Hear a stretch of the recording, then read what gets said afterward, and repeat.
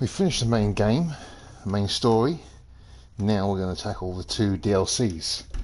And the first one I'm going to do is the AWE DLC, which shows you the connection between this game and the Alan Wake game that was made by Remedy. And it basically connects the two games together and basically gives us the beginnings of a Remedy universe. I mean, it's already been briefly mentioned in bits and pieces of lore that we found throughout the main game of the connections between Alan Wake and the Control universe. Giving us snippets about Bright Falls and Cauldron Lake and the AWE that happened there. And you come across a file which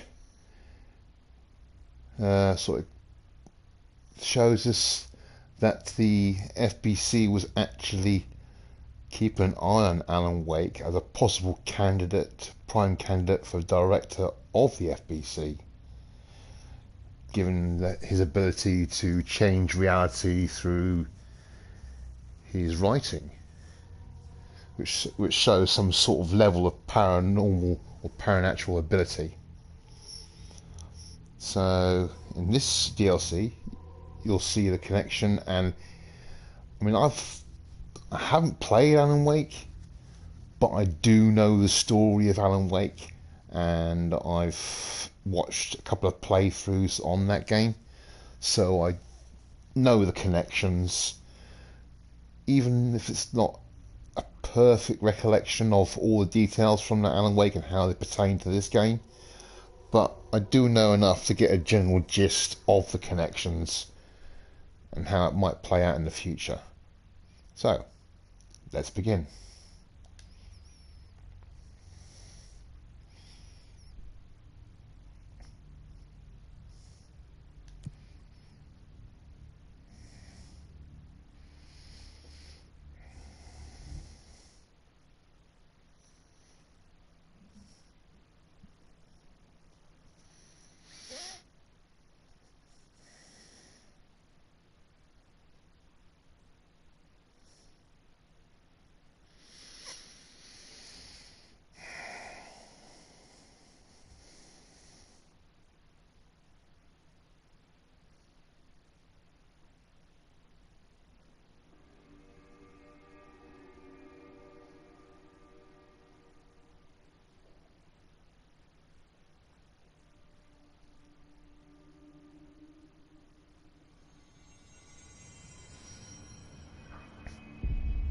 Right, as you can see in the top left, we are tracking a dark place, which is basically the beginning of the AWE DLC. As you can see, I've outfitted Jesse with the Expeditionary Force outfit, which I think it's a pretty cool outfit.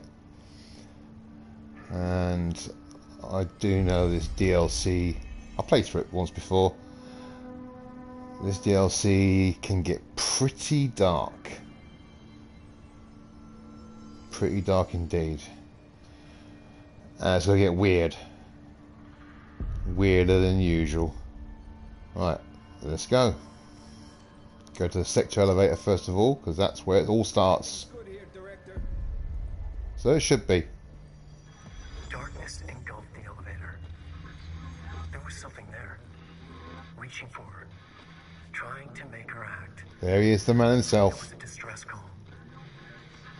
Faden sensed a drowning man, a hunger in the dark. Investigation sector.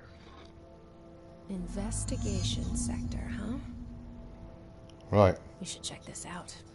Yeah, we're going to. Right, let's watch the entire piece of the footage.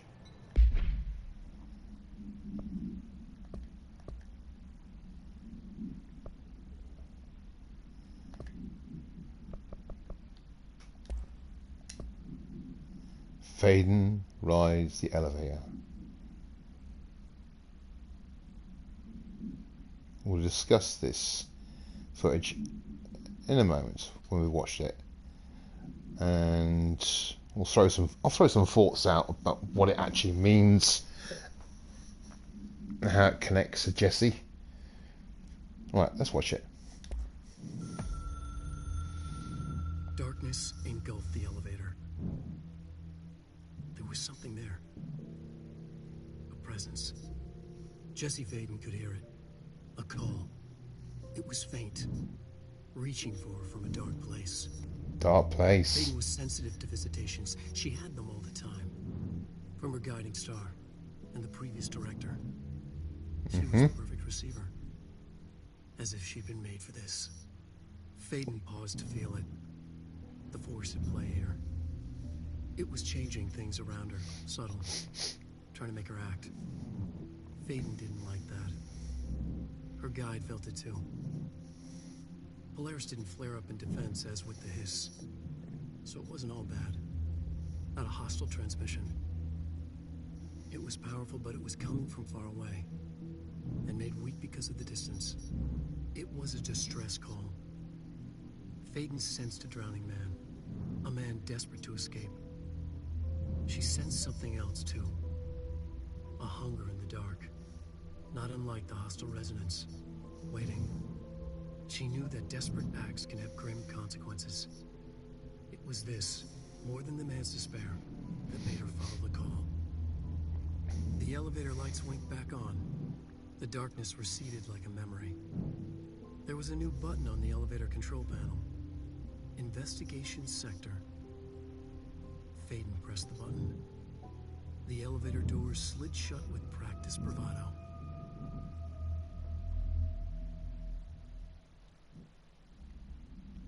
Right. Thoughts. So if anyone's played through Alan Wake or watched a playthrough of Alan Wake, you know that has the ability to change, not completely flip around, but change reality in a way which he can make events happen in a certain way. And at the end of that Alan Wake game, he's actually trying to write his escape. And he's writing Jesse. He's writing about Jesse. So you can read something into this like, did he actually write Jesse's story about coming to the FBC? What was Jesse created from his mind? Her powers and everything else? Did he create the FBC? Is he writing this at this moment? Does he change reality at this moment by writing in the FBC? And as you notice from that footage,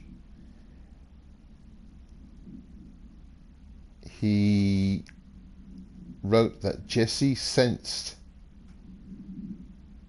a transmission, one that she had to respond to. She didn't like it. It was changing things. And that presence, that transmission, is Alan Wake. Even though she could sense that he was changing things, changing reality, making her make certain decisions and do certain things, she didn't like it. But she realised that man was escaping. This man this transmission was actually a man who was trying to escape, which is basically Alan Wake.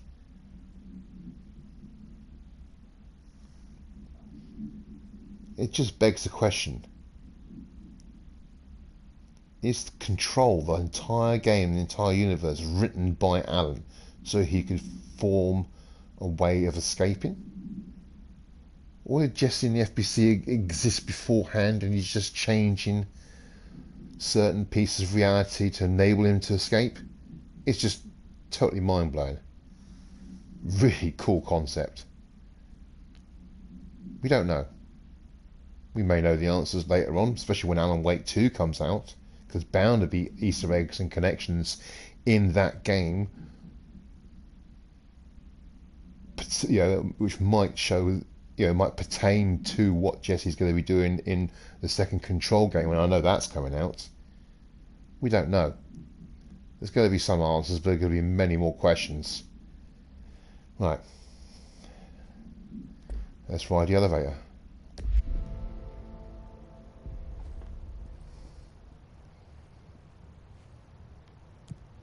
And there it is, down at the bottom. Investigation sector. And here we go into a dark place.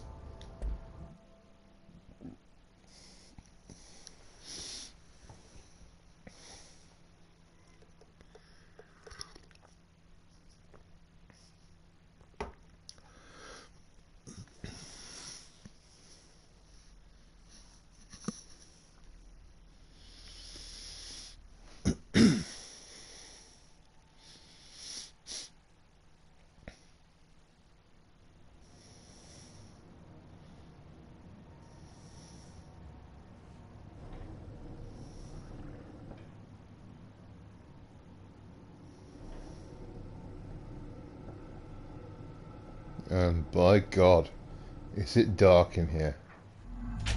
Oh.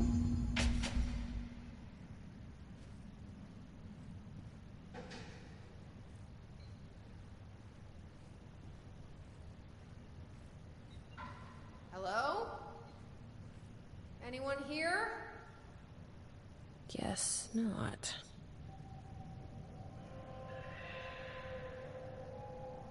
Weird, spooky sounds. Or should I say, spoopy?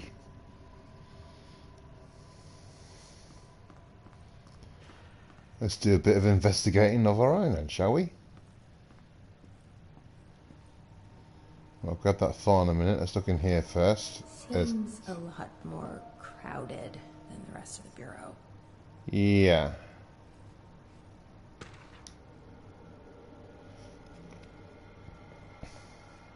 Darling investigation.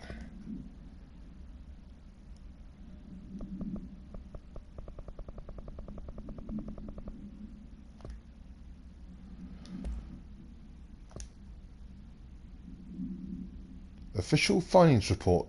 Reference Dr. Casper Darling. Internal confidential. Summary.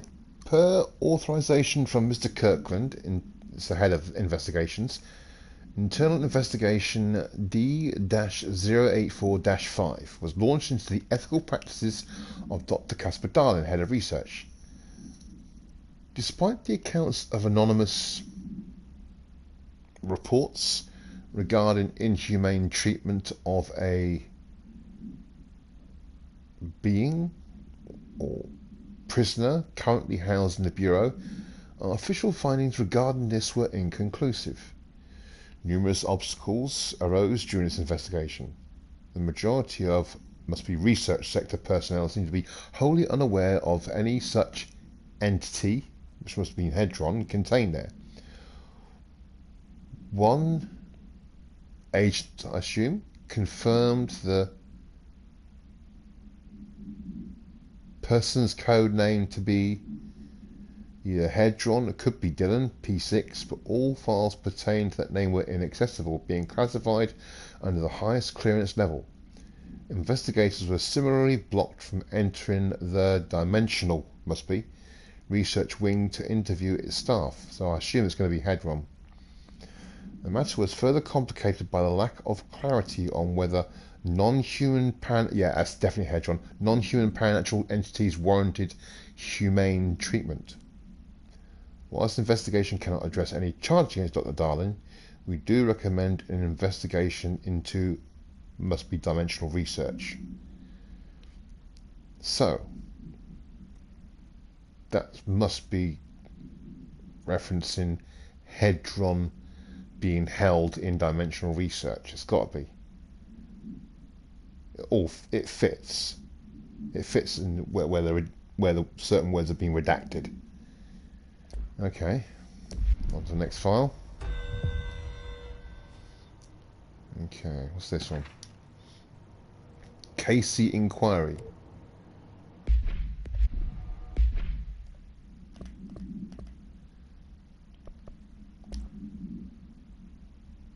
Casey inquiry. Okay.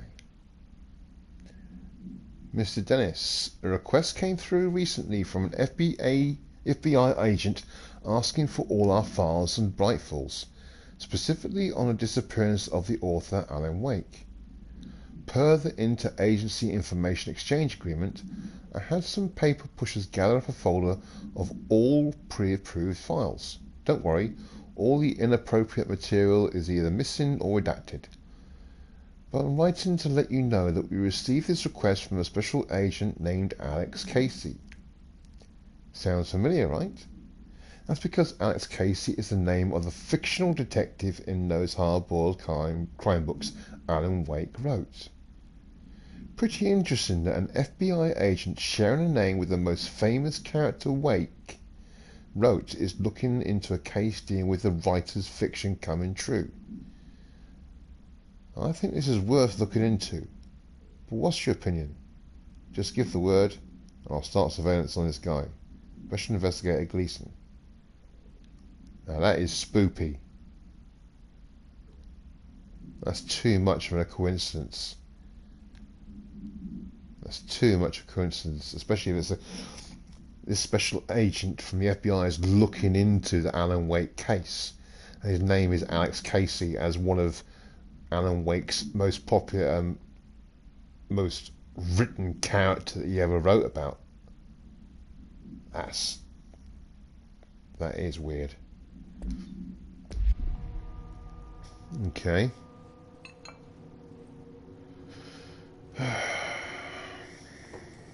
Any other files down here before I look into that?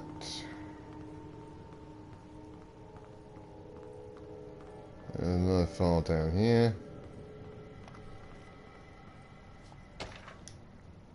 Cauldron Lake update. Ah, here we go.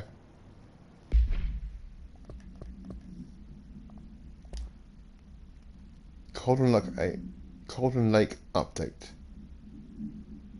To Chief Investigator Dennis. It happened again. Third time this year. Something certainly has it out for our listening posts. Could be raccoons. The locals certainly complain about them enough, but why the hell would raccoons keep going after the monitoring station? Doesn't add up. Anyway, I've got a bureau tech going to the site next week to take a look. Next on a list of recurring problems is the staff at the Lake House Research Station.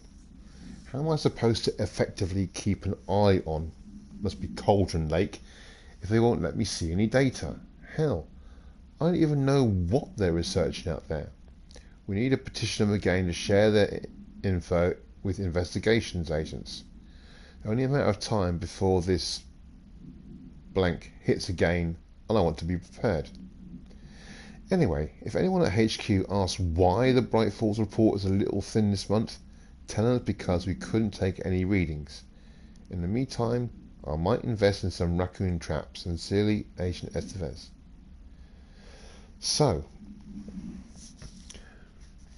agents from the research department in the FBC are monitoring Bright Falls and Cauldron Lake, just in case the AWE that occurred there during the Alan Wake game reoccur. And also the investigations sector is investigating that as well. But both the research department and investigations are not sharing any info. Some interdepartmental rivalry there, I think, between the actual agents themselves or the actual department heads. I don't know. Okay. Let's have a look at some more files. A couple here on the floor.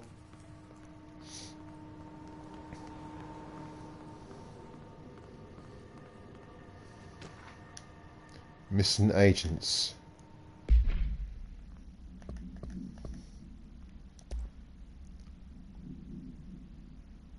(2017). That's basically 2 years from what's happening right now. Mr. Kirkland, here are the latest report Here are the latest agents confirmed missing, presumed dead from the containment breach yesterday. Oh. Agent Jonathan Connor, researcher Ezra Cruz, Agent Caroline Dempsey, Agent Lindsay Malcolm, Agent Charles Murray, Agent Derek Shah. Letters of condolence will be delivered to you to sign prior to send them to their families. You'll be updated as soon as additional confirmations are made. Also, per your request, a network engineer checked how many cases were backed up digitally. Unfortunately, a large number of active investigations were not archived yet, and the only hard copies of reports exist behind the firebreak. They're lost, I'm afraid. So, investigations must keep a lot of paper or hard copies of their files, and they're in the process of backing them up digitally. And something has happened which caused all these files to be lost. Huh. Okay.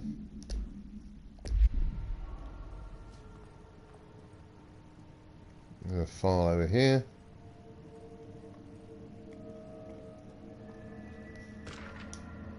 Staffing issues. Okay. Staffing issue. Mr. Dennis. So yes, there's an increase in AWE cases, and yes, it would be a good idea to put together a special task force to examine exactly why that is. However, it seems that a tiny little detail has slipped through the cracks. We don't have the damn staff.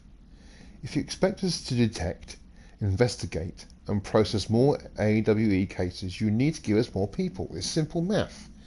Between the staff we lost in the Hartman thing, that's Dr. Hartman from Alan Wake, and the ones who left or for other departments after Kirkland quit, were barely managing to keep up with the workload. Hell, just filing the paperwork for all the altered items as we left behind the sector has been an ordeal. Another thing, and this is going to sound paradoxical, but we have an overcrowding situation. This lobby isn't meant to accommodate the whole sector's worth of staff. We put forward a motion to move investigations to a more suitable location months ago. It better not be still sitting on your desk. The people are getting restless, and as Kirkland's interim replacement, it's your job to handle it. Oh, so Kirkland resigned over something. Mr. Dennis must have been his second, and he's acting chief of the investigation sector. So something happened. So the area that we're in is not the investigation sector properly. It's just the lobby leading into investigations. And something's happened which has closed off the rest of investigations, and they're having to do all their work here. But they haven't got all the files, they haven't got all the...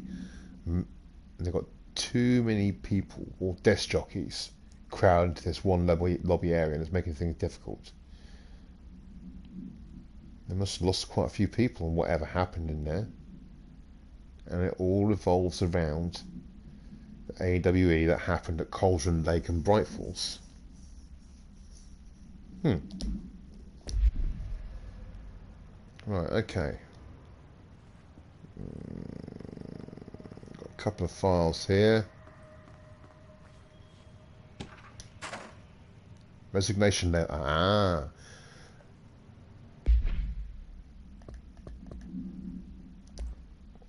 Resignation letter from Kirkland, department head. Oh, he must have resigned a couple of months ago. To whom it may concern, it is with great anger and regret that I tender my resignation as head of investigations for the Federal Bureau of Control. I do this in protest of the rampant disregard for my department's blank. My staff cannot continue to work in these conditions. This must have been penned shortly after what happened in investigations happened. My staff cannot continue to work in these conditions. Previous requests and warnings have fallen on deaf ears, so I must now rely on my actions to speak louder than my words ever could. I blame this situation on our glorious leader or director who has routinely ignored my request for assistance in reclaiming the parts of the investigation sector lost to the blank loose inside. I will never forget the screams of brave agents begging for us to open that firebreak. Damn. I will carry that shame for the rest of my days. The blank, must mean director, has failed his agents. I shall never forgive him for that. Sincerely, William Kirkland. So basically, whatever happened in the investigation sector,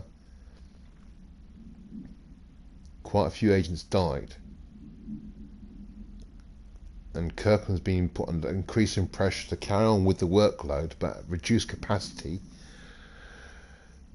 And all these people working in this lobby, working conditions must have been hell.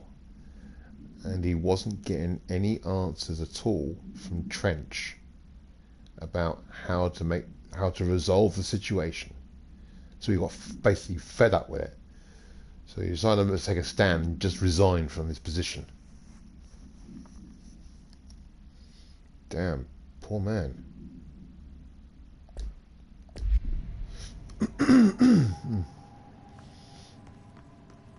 Another file. Tractor supplement.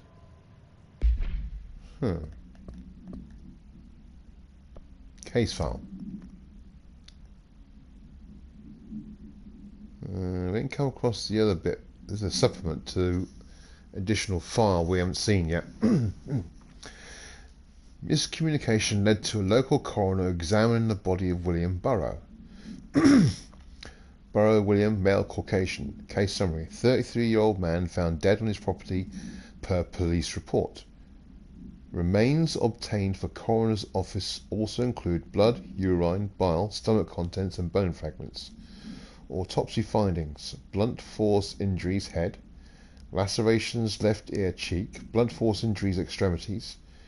Dislocation right knee. Complete avulsion of the right upper extremity with associated fracture of the proximal right humerus. So I assume avulsion means ripped off or something like that, or ripped out. Extensive trauma, abdominal region. Complete avulsion of multiple organs including stomach, heart, liver, pancreas, kidneys and portions of the large and small intestine, all missing from scene. So avulsion must be removed or something like that. Conclusion. It is my opinion that Mr. Burrow's death is not a result of mechanical accident, as claimed by authorities. The removal of organs is consistent with animal attack. Some sort of monster torn apart, but it's a tractor. Okay, interesting.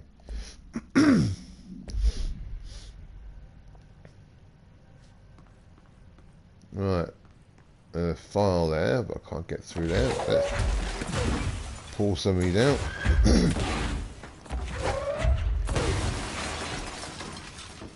Right, file here. Keystone inspection.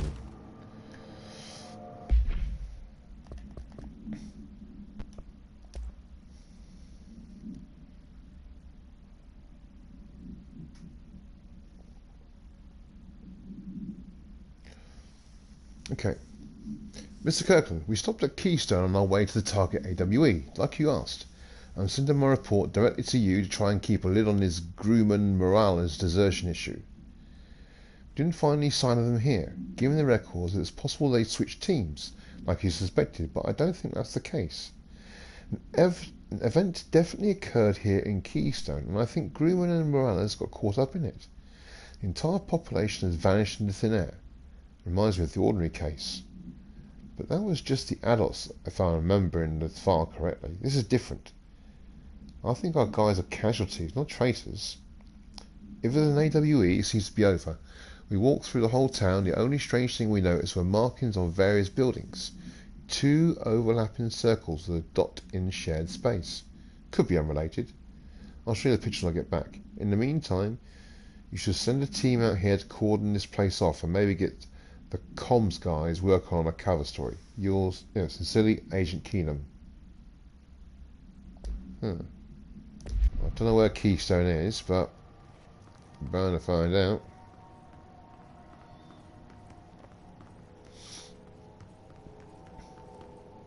No, that's where we need to take that thing. Let's read any files first. Tractor. We already read the supplementary. Let's have a look at this then.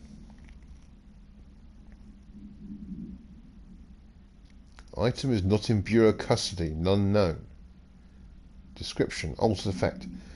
A Frank elk tractor, olive green, dried blood on the grill when last seen. Item is capable of vocalized responses or growls and unmanned locomotion. Oh, a tractor has been given life on its own. Considered highly aggressive and dangerous. The item first came to the Bureau's attention after the death of William Burrough, owner of the Burrough farm outside of Trenton, Texas. Local authorities arrived on the scene after an employee found the mutilated body of Mr. Burrough beneath his tractor. Police arrived but were immediately driven away by the tractor. Oh shit. Panic calls to federal authorities were intercepted by Bureau communication staff. A team was dispatched. Upon arrival, the agents approached the item. It responded by growling like a bear. 3 agents were injured when they tried to detain the item, which escaped. Aerial searches for the item are ongoing. Speaking to Mrs. Burrough only revealed that she had a domestic altercation with Mr. Burrough earlier the night of the incident. Where these events are connected is currently unknown. So damn. Mr. Burroughs' tractor came alive and attacked him and killed him. In the process, ripping some of his guts out. Nasty.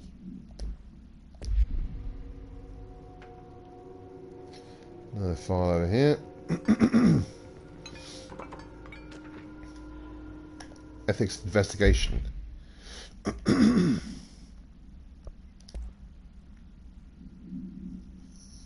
Regarding the Prime Candidate Program.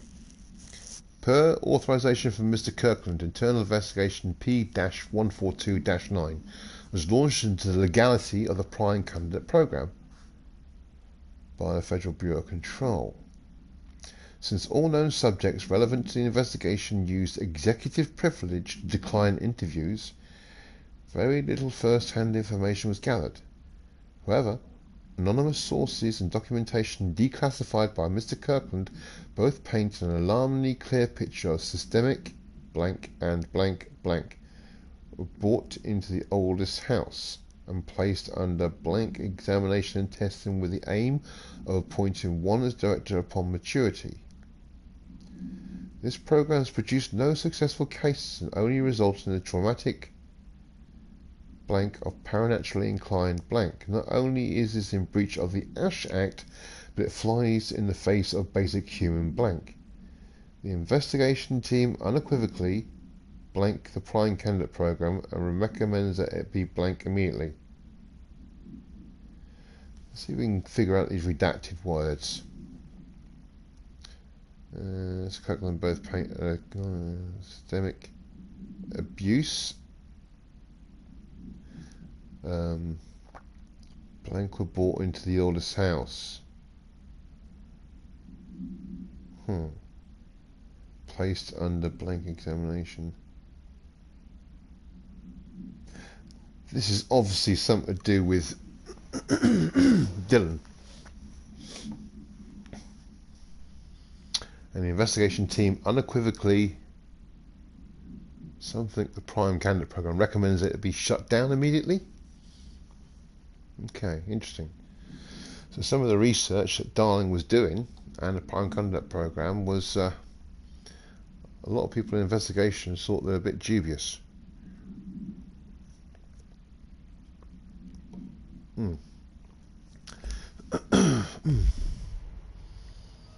Right, okay. I'll do that in a moment.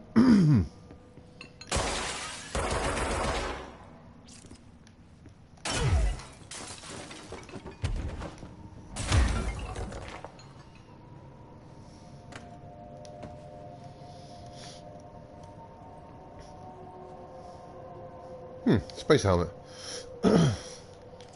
Certificate of Achievement. For years of service to the Bureau. Yeah, but who's it for? This must be Kirkland's office.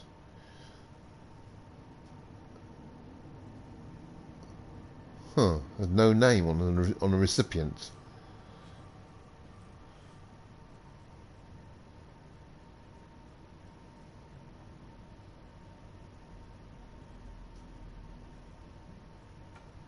Huh, okay.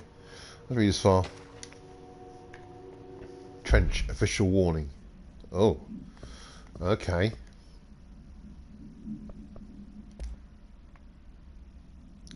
Ah, a letter from Trench to Kirkland. Kirkland, I'm growing tired of your blatant attempts to lay your incompetence at my doorstep. I know you want this to be true, but you are the head of investigations. This failure is your responsibility. What do you think would happen holding a dangerous specimen in investigations? The containment sector exists for a reason. They are better trained and better equipped for this type of work. In fact, they have admirably taken on certain AWE monitoring responsibilities that your staff are no longer capable of. This happens more and more now. And don't think your petty internal investigations have gone past my notice. You are a worm. Everything I've done has been for the benefit of the Bureau. The Prime Candidate program only failed because of Darling. You are both failures, plotting against me. You are traitors, but the truth will emerge out of you. You are choosing to become my enemy, Kirkland. You don't want to be. Zachariah Trench, Director of the Federal Bureau of Control.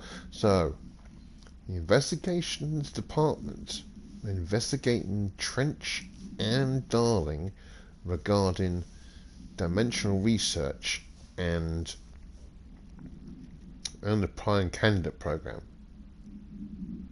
And basically, Trench was getting pissed off with Kirkland and Kirkland's agents pushing and prodding into those areas, and he warned him off. Huh. Okay.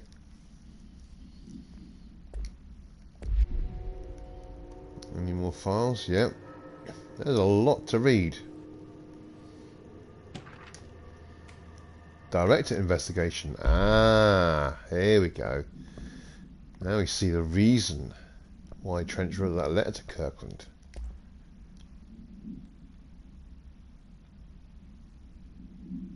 Compiled by, redacted by order of William Kirkland. So William Kirkland was looking into Trench's, investigating him in case he'd done anything wrong that might have morally wrong or something. I don't know. Per authorization from Mr. Kirkland, blank blank was launched into the blank of Director Zachariah Trench. A recent change in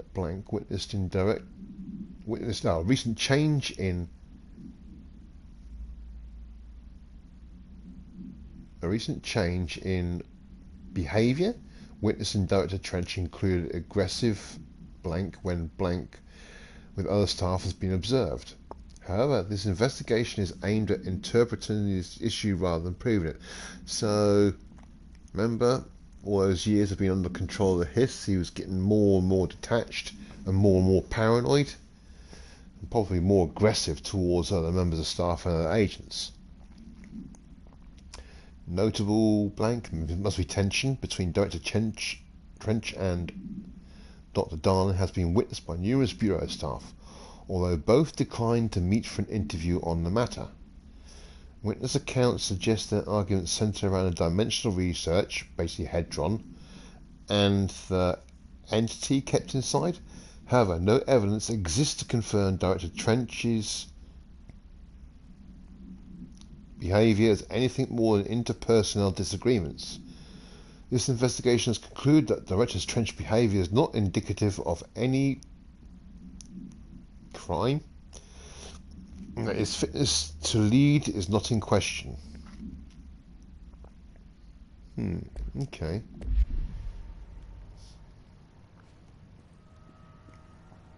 There is a lot to read. Underhill background. About our good Dr. Ray Underhill. Dr. Rhea Underhill is a professor at the University of Woodrow in the United Kingdom, where she teaches biology with a focus on botany. Dr. Underhill once worked with the Bureau as a parabotanist stationed in the research sector of the oldest house. She served with no incidents or demerits and is praised by those who formerly worked with her, including Dr. Darling. Dr. Underhill has no known connections to paracriminal organisations or any record of breaching her NDAs since leaving the Bureau. Her civilian behaviour has been ideal, with the exception of the ongoing personal relationship with Dr. Darling that appears to have begun during their time as co-workers in the research sector and revisited intermittently ever since. Oh, so she had a bit of a relationship with Dr. Darling. Interesting. Depending on the duration of her work in the oldest house, it may be required to have both parties sign a relationship clearance form. This investigation has found no compelling reason to deny Dr. Darling's request to offer Dr. Underhill an interim position with the aim of finding a solution to the moral threshold issue. So basically, when she left university, when she left for the university, and when Dr. Darling needed her to research and investigate the mole situation, investigation department basically in the background investigated her, make sure she didn't do anything, didn't give out any information while she was at that university, to make sure all her credentials were sound. Okay.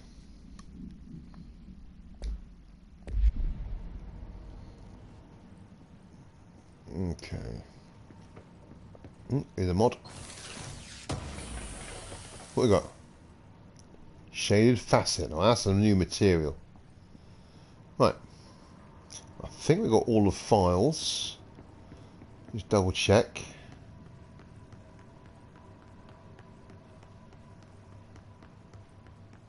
Yeah, we got all the files.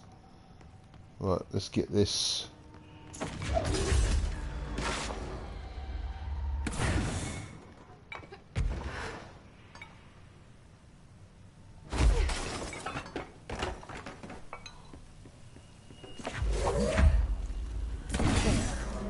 Now that gate should open.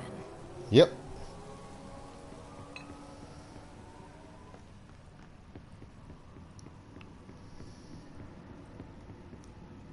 I'll cut more bits and pieces in here.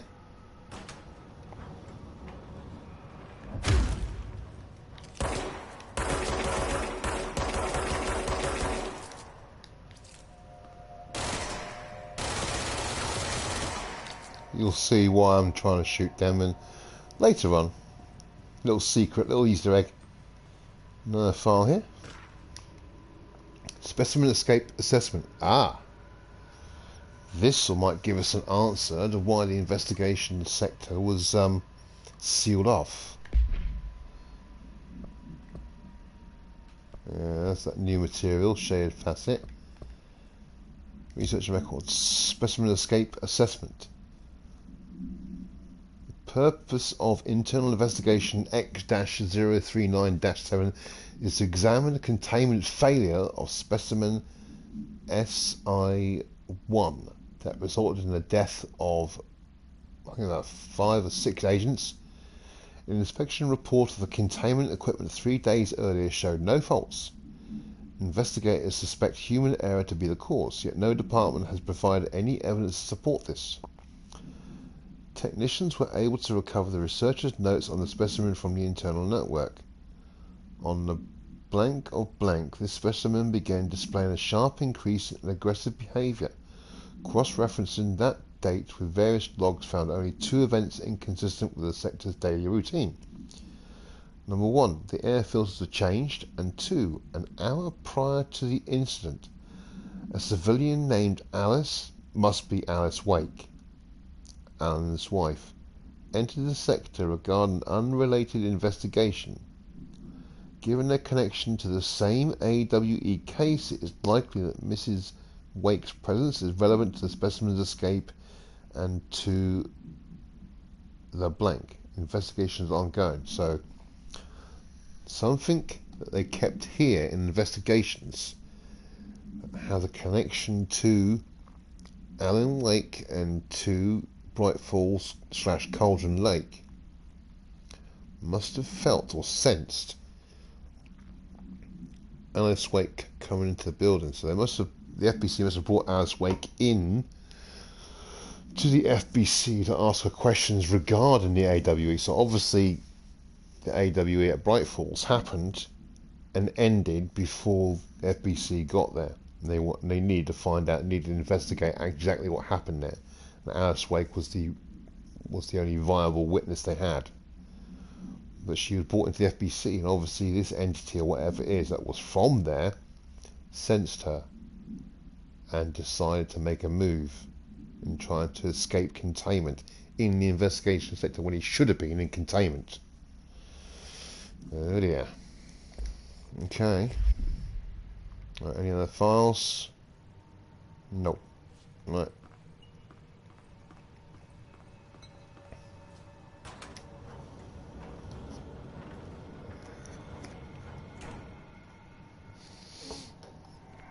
Control point. There we go.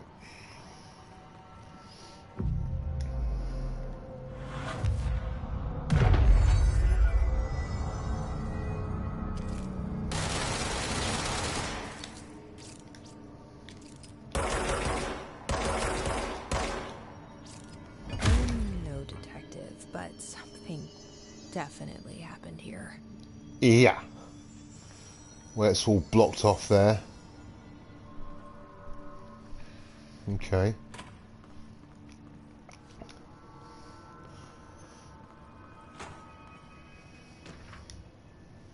Blessed organization.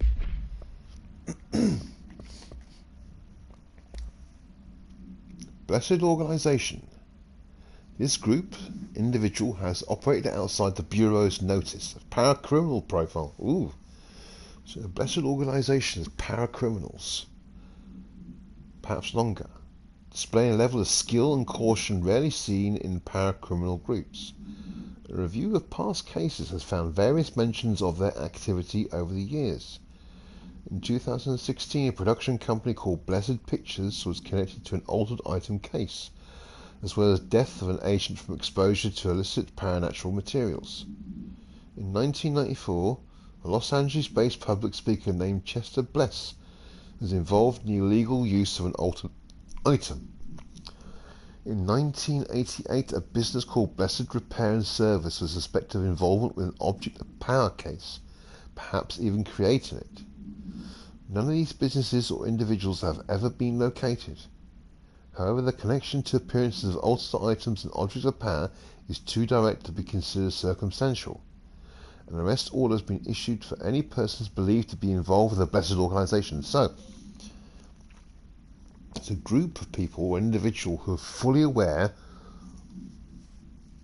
of, maybe not the FBC itself, but are fully aware of paranatural entities, altered items, objects of power, and deliberately going around collecting them and selling them or using them for their own benefit. And they're classed by the Bureau as paracriminals. Huh. Interesting.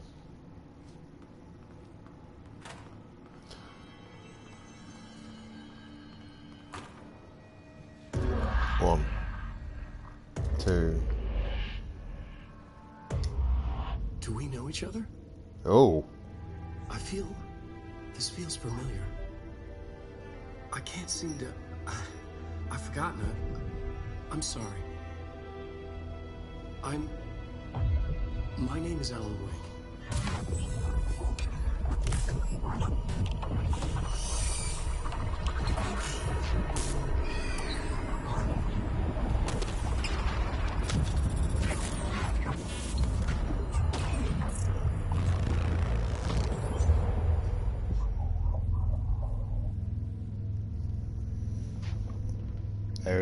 There he is.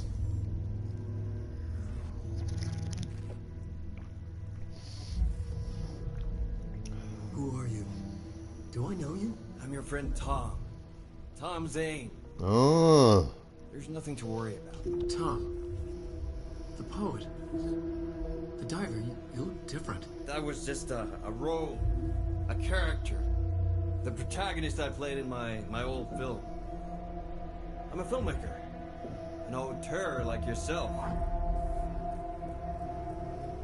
We're working on this together, remember? An Is that artistic really? collaboration.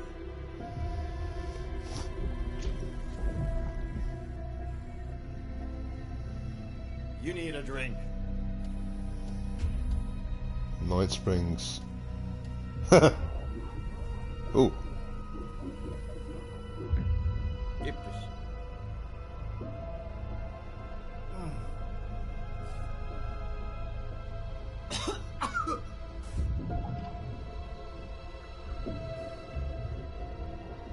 Endless darkness. Nothing holds still. But we're very close now. You've been writing. You found a way to escape. It'll work this time. Riding? You found a way! No. I don't... Wait. There's something. It's my double. He's out there. I've seen him. Yeah. Nothing to worry about. I'm dealing with it. It's fine, my friend. Let me handle him. You've met him? What the hell? Now, come on. You misunderstand me.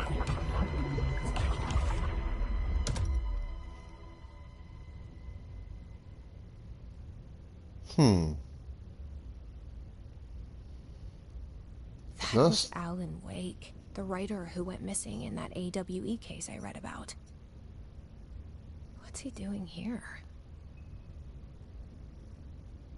And Thomas Zane was with him. The poet. No, wait. He was a filmmaker. I always remember that wrong. Huh. Okay. Was that really Thomas Zane? Because I thought Thomas Zane wrote himself out of existence in Alan Wake. Or is that the dark presence taking the form of Alan Wake, pretending to be Thomas Zane, to encourage Alan Wake to write something which will enable the dark presence to escape? So many questions. We don't know for sure what the answers are going to be, do we? Right. Let's go through this Ocean View Motel then. So that leads back into the bureau, which is locked at the moment. So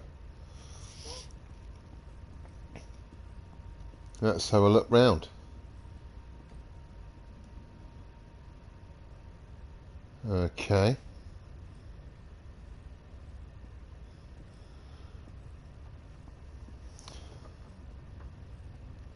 Let's have a look.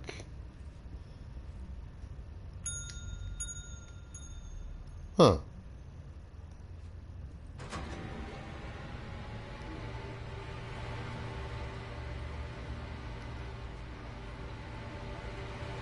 That's noisy. Turn that off.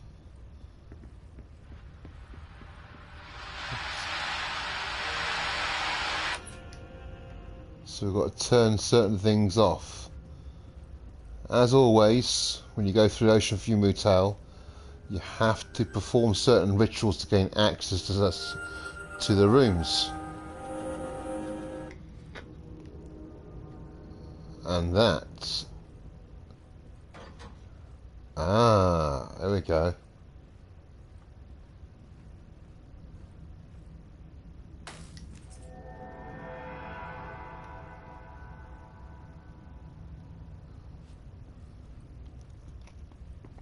Right. Now we've got the key back to the oldest house.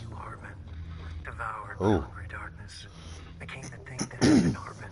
So close, killed everyone it could, lurking, roaming, waiting. Then something else came, a resonance. The thing that had been Hartman went through another change. Right, let's look at this one then.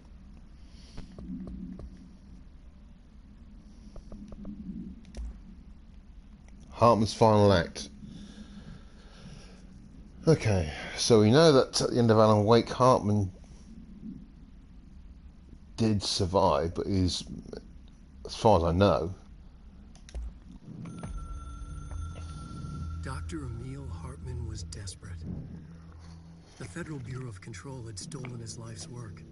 This was his last chance, his final experiment. What he'd been too scared to do before. Hartman dove into the lake, was taken, devoured by hungry darkness, became the thing that had been Hartman. Only an echo of him remained, fragmented impulses on autoplay, violent, bloodthirsty darkness in the driver's seat. Emerging from the lake, the thing was captured by the FBC. Brought in, contained, studied. The thing broke loose, killed everyone it could. The FBC fell back and sealed the sector. The thing was alone in the dark, lurking, roaming, waiting. Then something else came. Not darkness, but similar enough. right, I'm going to go back into watching that again, and I'm going to pause it. This is important. Very important one, this is. Dr. Emil Hartman was desperate. The Federal Bureau of Control had stolen his life's work. This was his last chance, his final experiment. What he'd been too scared to do before. Right. So obviously this is after what happened at Bright Falls, or just shortly after it. So the FBC must have come and investigated Hartman and Cauldron Lake shortly after Alan Wake managed to stop the Dark Presence. The AW was over. And they must have investigated Hartman, taken away all his work, all his research notes, everything contained in that. And I think they... basically that was it. Hartman was ruined. And desperation, he knew about the Dark Presence. He's always wanted to have power to be able to change things, change reality. That's why he used Alan Wake initially. And he must have had some inkling about the Dark Presence and what it could do. Let me just carry on a minute. Hartman dove into the lake, was Yeah. taken, devoured by hungry darkness, became the thing that had been Hartman. Yeah, he went to the lake where the Dark Presence is, and the Dark Presence changed him into a monster. Okay. Only an echo of him remained, fragmented impulses on autoplay, violent, bloodthirsty darkness in the driver's seat.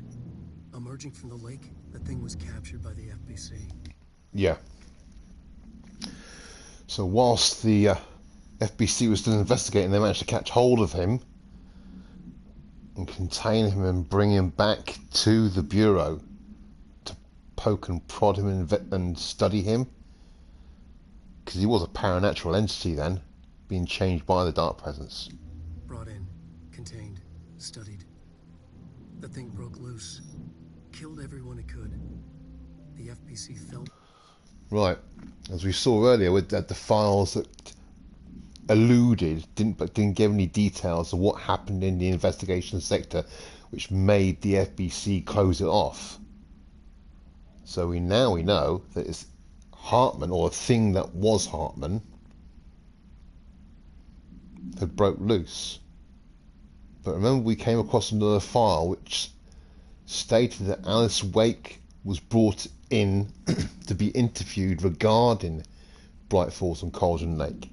And Hartman, with his paranatural abilities that he got from the Dark Presence, sensed her, and he needed to.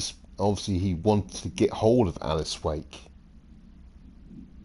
thinking that she might lead him to Alan Wake. He broke loose, and that's when he started killing FBC agents in the investigation department. Hence why they managed to block him off and seal that whole sector off, and left him there alone. Back and sealed the sector. The thing was alone in the dark, lurking, roaming, waiting. Then something else came. Not darkness, but similar enough. A sound. A resonance. Oh. Then a hiss arrived.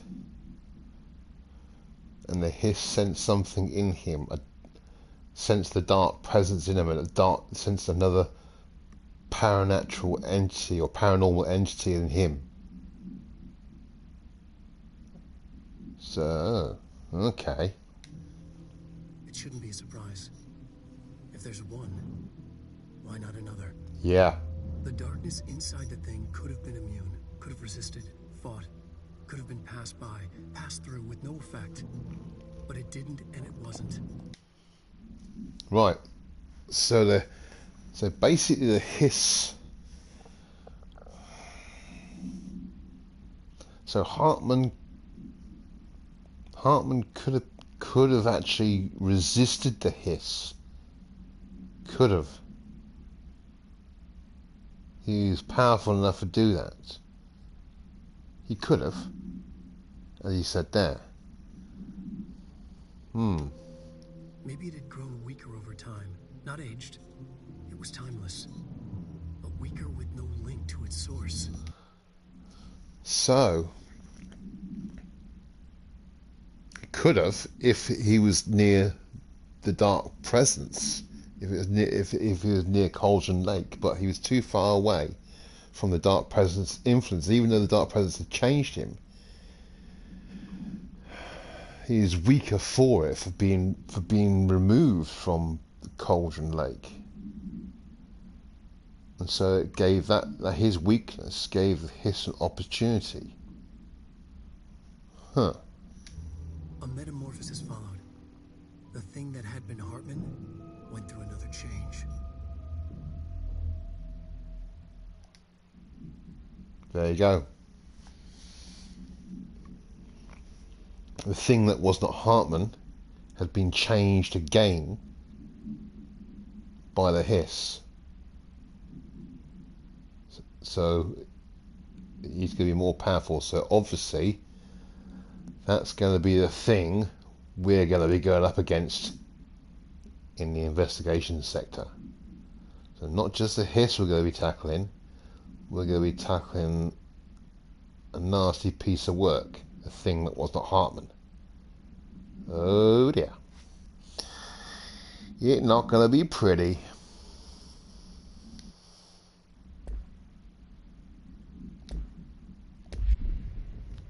Okay. Right. Let's go back into the investigation sector.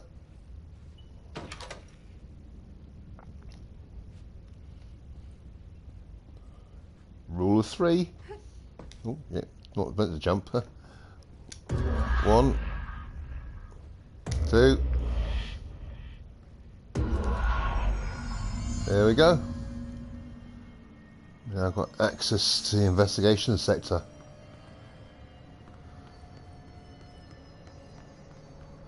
And there's the fire break.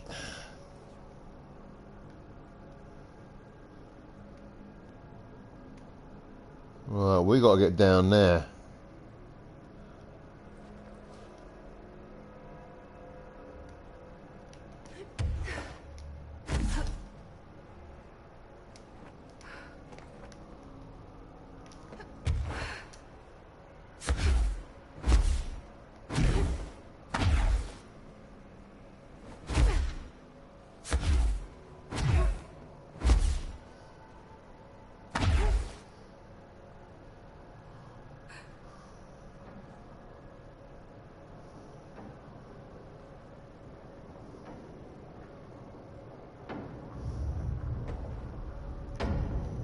So, when the thing that was not Hartman broke out and killed all those agents, what the rest of the Bureau staff must have done is destroyed these bridges, or destroyed this bridge that leading from the main Bureau to the investigation sector. And let's have a look over here. Yeah, that ain't pretty. So obviously the Bureau Rangers were trying to keep Hartman back,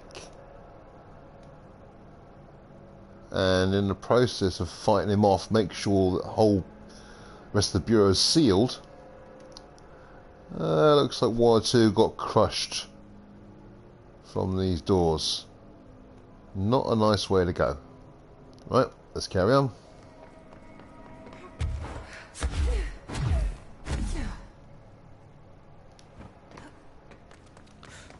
Creepy, damp, and abandoned. Yeah. Why did Wake want me to come here? Hiss.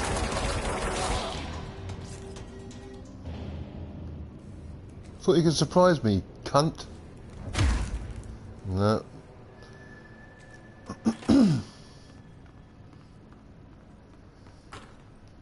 Anything in here? Anything for me to read? Nope.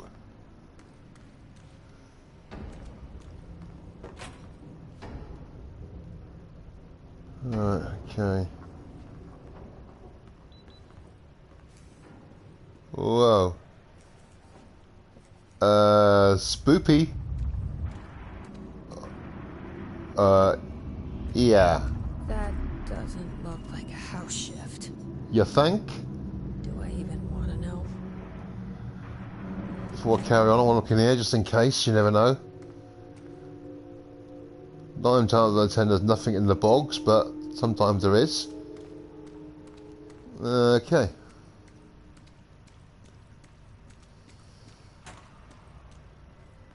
Safe room.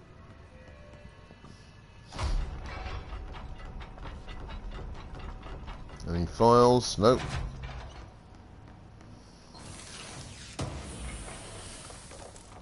Okay. Launch speed boost. I don't need that. Okay. Oh, let's save that.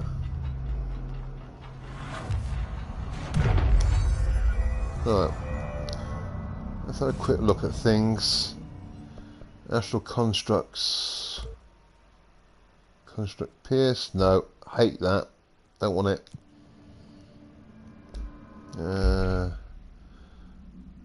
Loadout.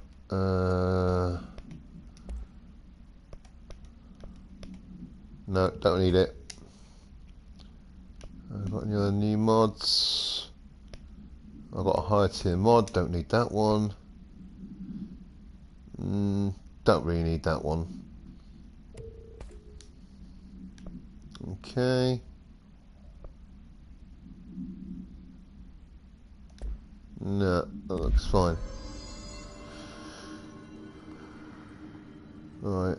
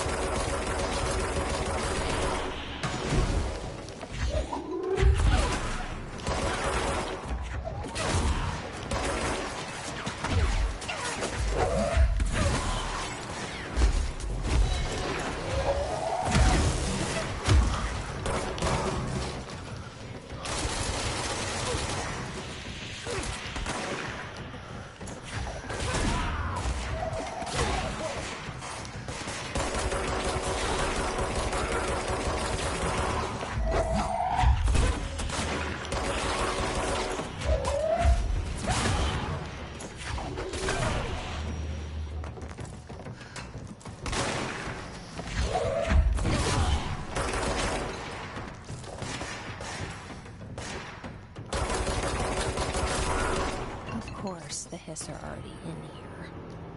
Where's that bloody vending machine go? I want him.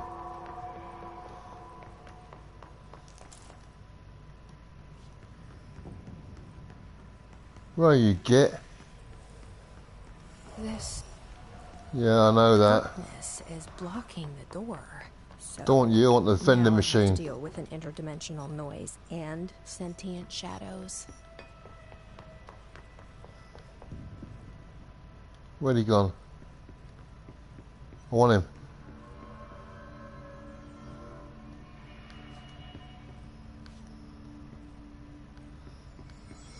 That vending machine disappeared. I want him.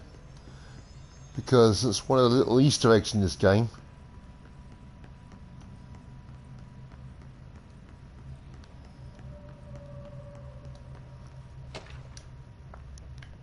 Hartman arrest. Let's sort this out first of all. Let's get rid of some of these mods I don't need. Don't need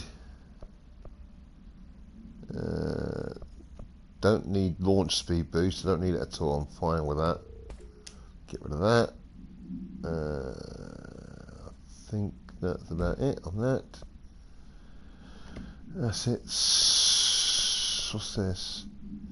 Confiscated motive. Some more materials. Okay. Hartman arrest. Offender's name: Hartman Emil. Victim's name: Alan Wake. Tor Anderson, Odin Anderson, Rudolph Lane, Wendy DeSalle, Thomas Emerson. Officer's name: Special Agent Remy Denise. Charges: Code 4, kidnapping of alternate individuals, 1 count. That's going to be Alan Wake. Code 8, sanctions against altered organisations, 1 count. Code 37, obstruction of Bureau investigation, 1 count. And Code 74, breaching the Ash Act, 6 counts. Offender's property seized as evidence to be used in conjunction with an ongoing AWE investigation. Offender's personal effects have been sent to research for analysis. After being cleared by Bureau researchers, all victims have been released. Biannual surveillance orders were assigned to each, except the Anderson brothers due to their senility, and Wake possibly deceased. Okay.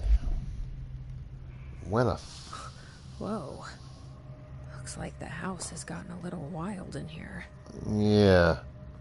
But I'm not looking for that. I'm looking for a sodding vending machine.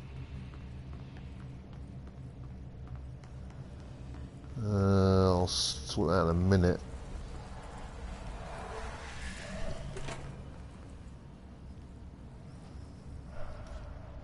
Okay.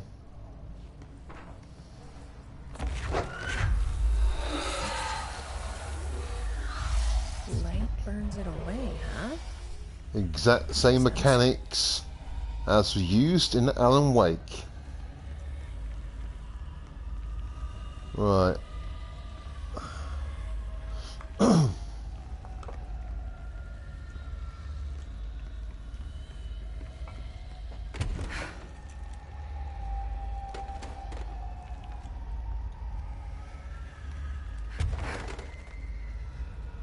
I can't get through there.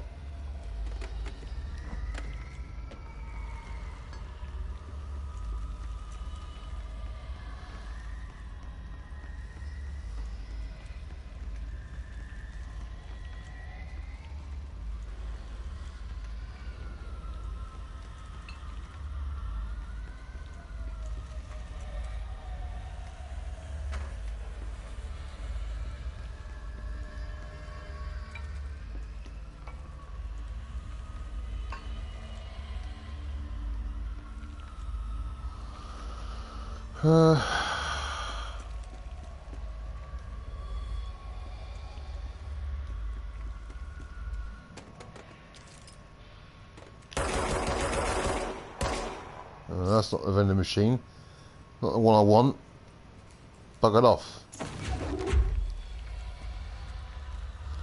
Right, there's certain things I'm looking for here. I know what they are. It's not there. Certain something I'm looking for. Not there.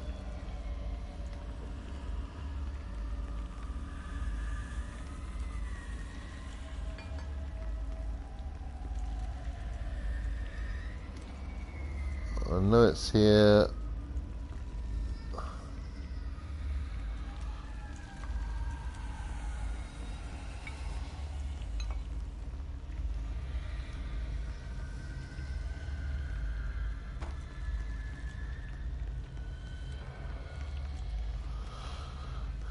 Damn it, where are they? I'm looking for certain plants. Ah, here's one. There you go. Doesn't that feel better? That's numero uno. Another one here somewhere. I know there is.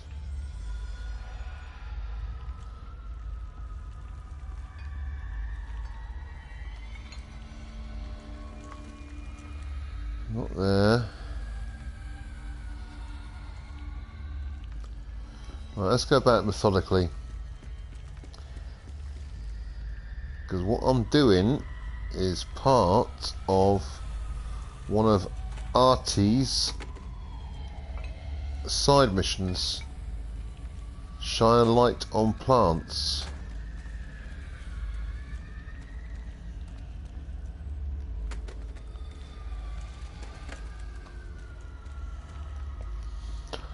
I know there's another plant here that's shrouded in darkness. Right, okay. Not there.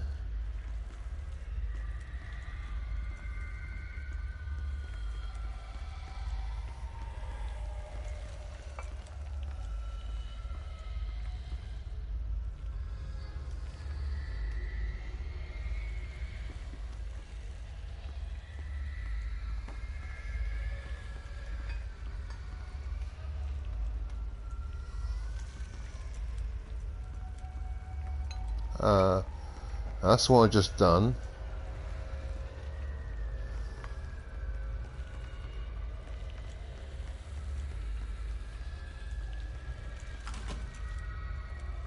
Not through here, I know that.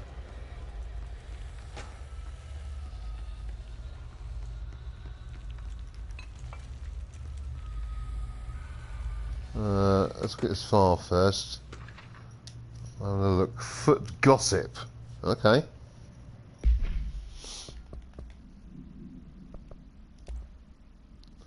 Hello, my feet gossip at night, and now I have to wear shoes to bed. Sincerely, me. God. Weird. Right, I want to find this sodding plant. I got that one.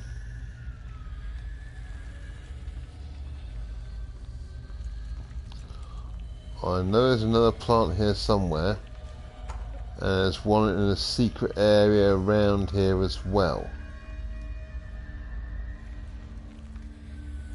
Okay.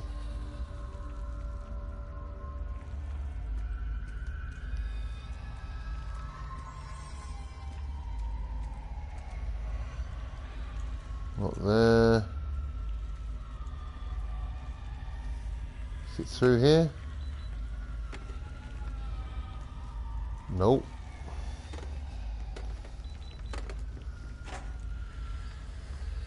Not in there.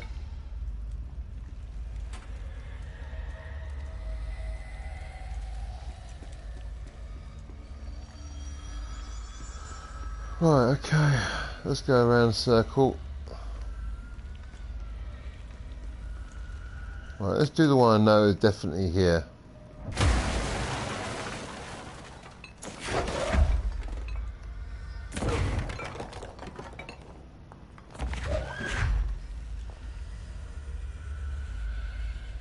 Welcome back to the land of the living, little buddy.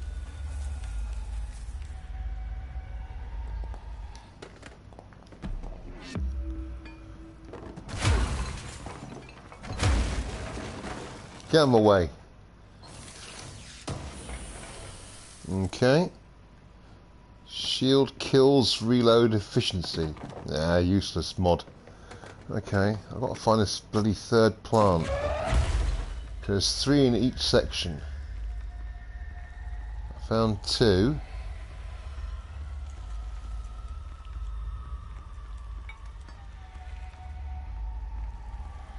I thought there's one in here. No. Alright, let's drop that here for a minute.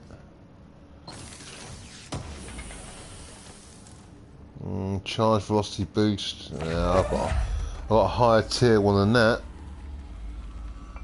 Damn, where's this third plant? I know it's here somewhere. I've seen it. I've done that one. Done that one.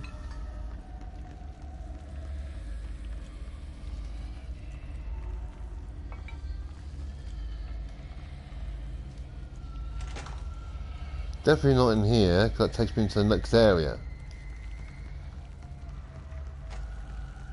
I can't find it in the next 5 minutes, so I'm going to give up and come back to it. So I've got that one there.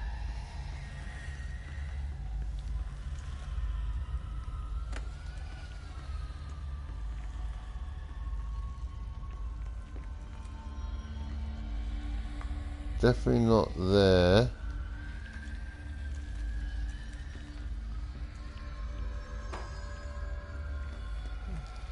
Defo not there. Not there.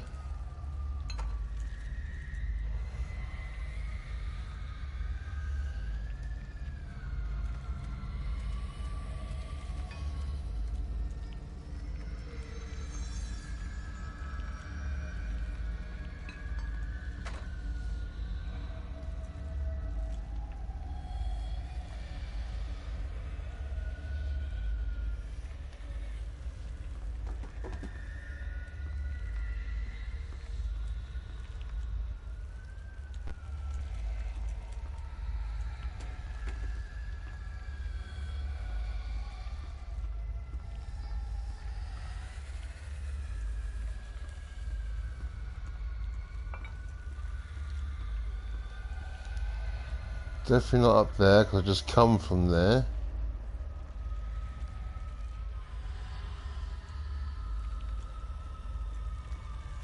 How come I'm not seeing the wood for the trees?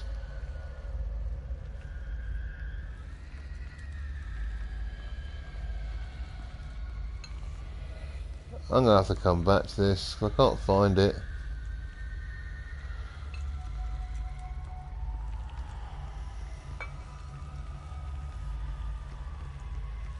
No, I can't find the bugger.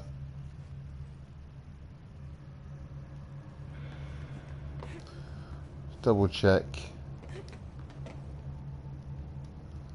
That's what I've seen up there.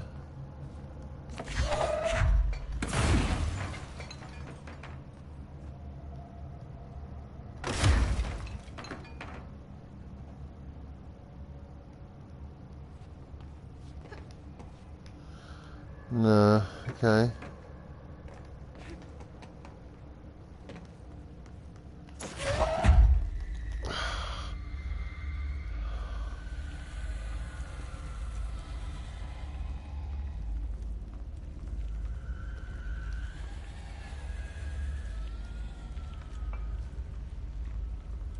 This is peeing me off. I usually don't have trouble finding these plants when I do this mission. Okay, let's go a roundabout way here.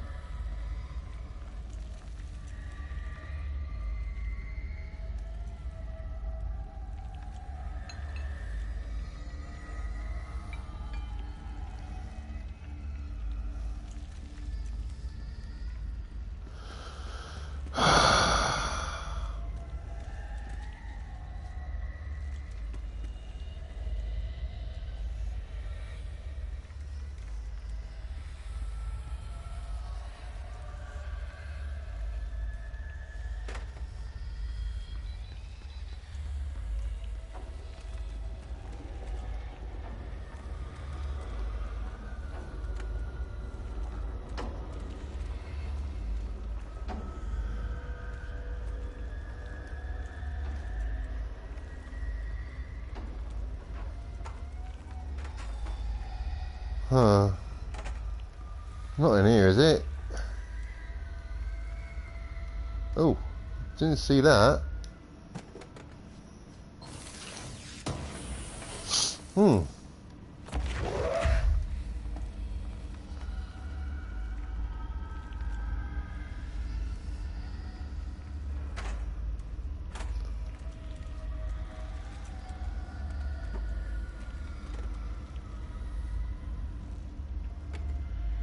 No.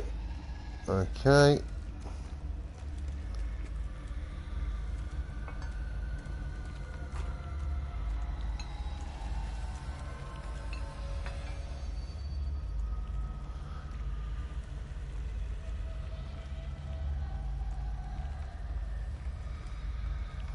We know the plant pot is going to be in darkness or in shadow. It's got to look in those sections, I suppose.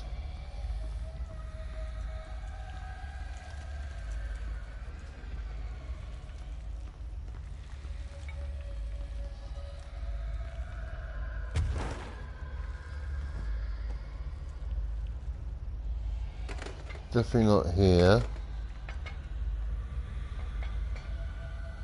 Nope.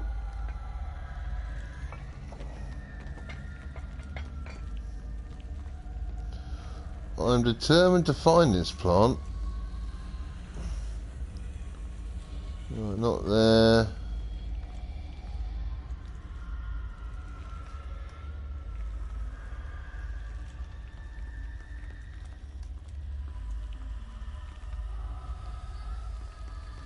Double check it isn't in here. Oh, it's in here. Ah, that stupid arsehole.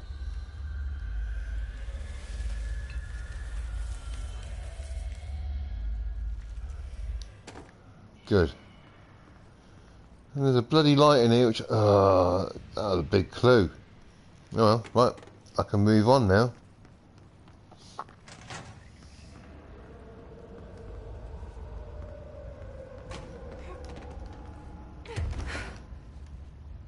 Okay.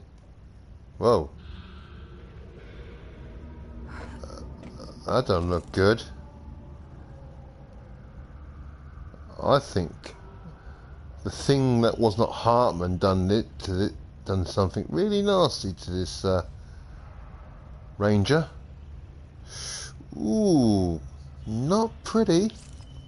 Alright, I need to get up there.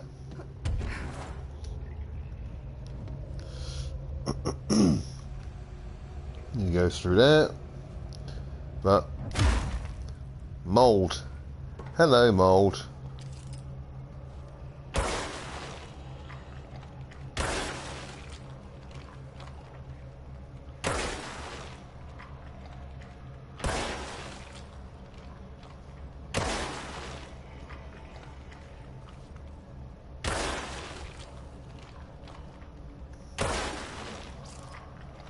So all the mold in here.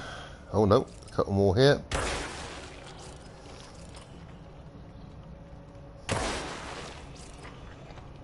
Any more for any more? I think I've got every single one of them in here.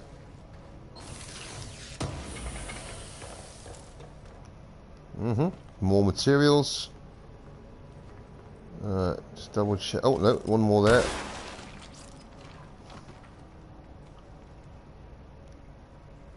I think I've got them all. Yep.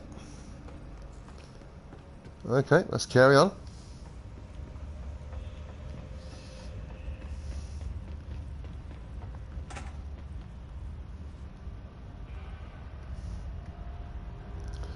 Service tunnel.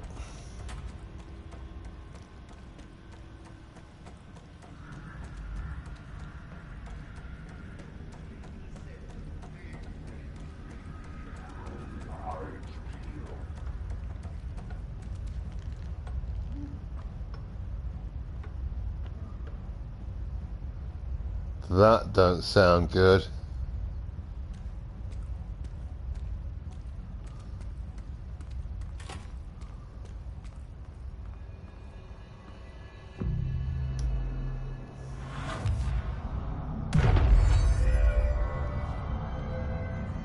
Right. The light's here, so obviously we're going to be going into darkness. Let's take... yeah, here we go.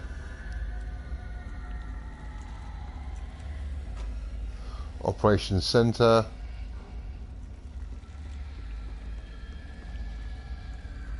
Oh. Plant here.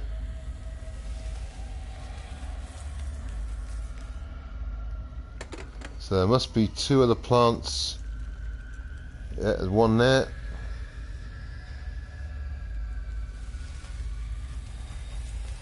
So whereas in the main story we had to talk to some plants, now we have to shed some light on them.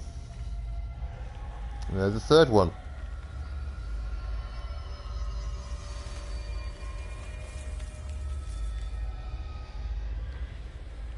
think that is it. Let's just double check that there's nothing else that we're missing in here. Nope. Okay.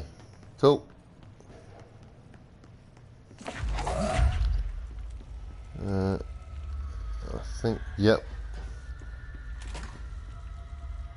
The third thing. The sound made darker, the darkness made louder. Hartman was stretched, like a worm through time. The third thing was a monster. Now he crashed out of darkness toward Phaeton. Fucking hell. Right, let's watch this bit. Oh, what's on the loadout? Okay. Shield, dodge efficiency. Nah, I don't need that. Shield kills, reload efficiency. No. I don't use my shields that often. I rely on dodging more than anything else. Okay, weapon mods. I want something better than that for the grip.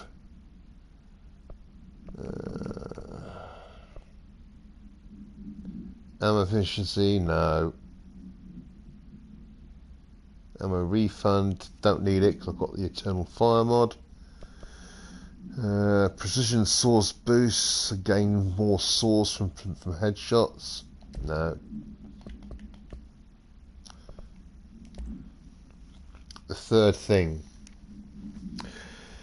This must be giving more details on how Hartman was changed by the hiss. Oh, sorry, the thing that was Hartman. The resonance carves its way through the thing that had been Hartman, vibrating, remolding. The sound changes the darkness, and the darkness changes the sound. They both changed what remained of Hartman. They all turned into something else. The third thing. The sound made darker. The darkness made louder. Hartman was stretched. Stretched as anyone when seen from out of time, like a worm through time. Almost an Ouroboros, a spiral, a maelstrom. The gravity well of a black hole, twisting inward, tightening, taking you deeper and deeper to the bottom, the heart, and through to the other side.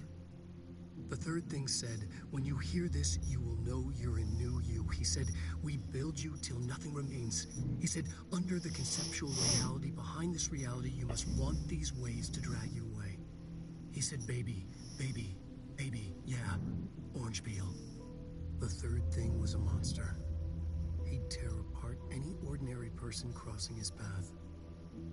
Now he crashed out of darkness toward Phaeton. There was nothing ordinary about Phaeton.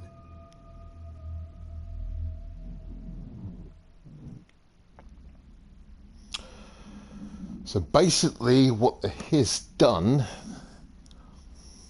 they corrupted the thing that was Hartman, or was not Hartman, and so the hiss resonance merged with the dark presence that was inside Hartman and changed him into the third thing.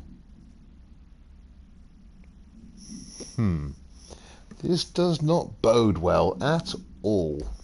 Okay.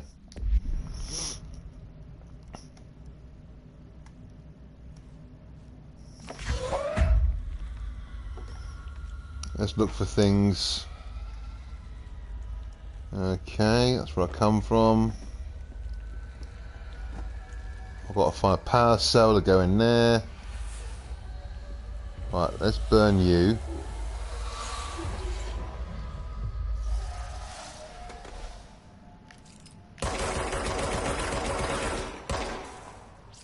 Right, you're not the vending machine I'm looking for.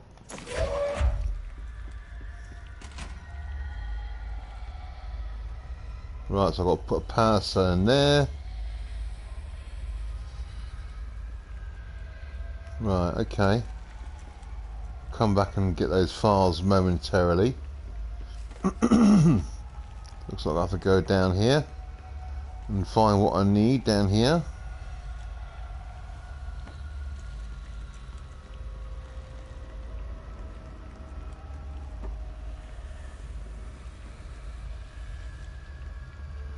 I can't get through that door yet.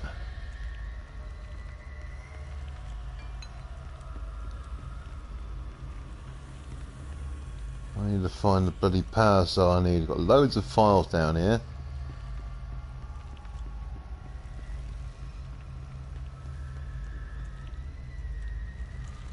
I'm looking for a bloody power cell. Come on, where are you?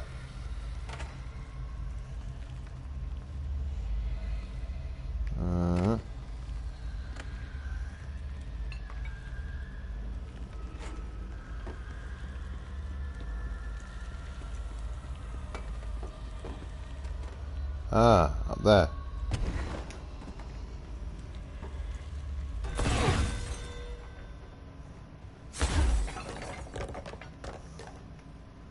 Where'd it go? Did I just destroy it? Did I just shove it somewhere? Oh, there it is, there. Okay. Right, where do I need to put it first? Up here? I think I do.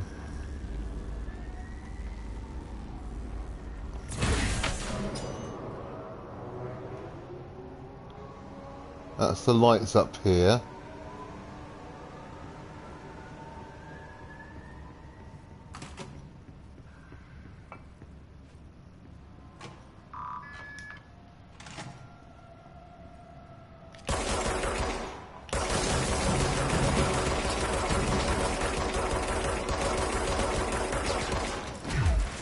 Come here, you bastard, I want you.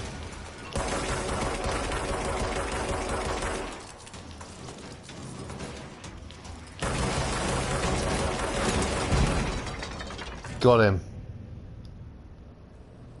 Ha ha ha. Little bugger thought he'd get away, did he? That's a little secret I knew. Because certain vending machines are altered items in this place that come alive. And when you put enough shots in them and blast them to pieces, they drop absolutely fucking cracking mods and materials.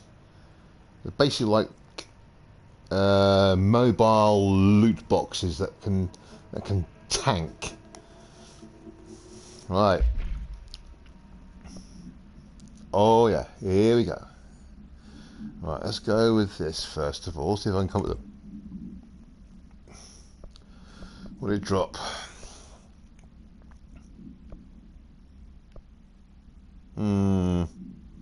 Damage boost, but I mean, is it that consecutive kills boost?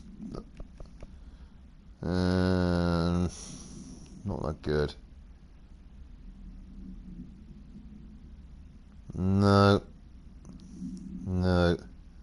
No. No, those crappy mods. Not having you. Don't want you.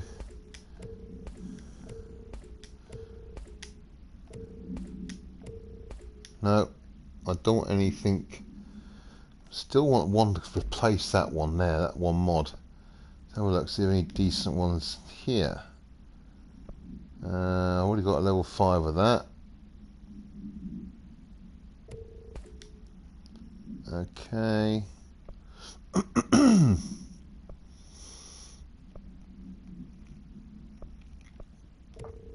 Don't need that. I've got a higher tier one of that. I've got a better C's accelerator than that. No. Okay. Right, now what am I looking for? Looking for another power cell. What's that one? Pierce zoom boost. No, get rid of that one. Fuck off.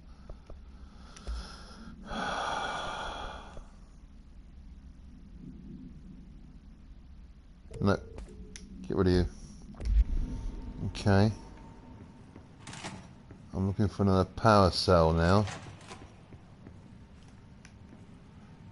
Where is one?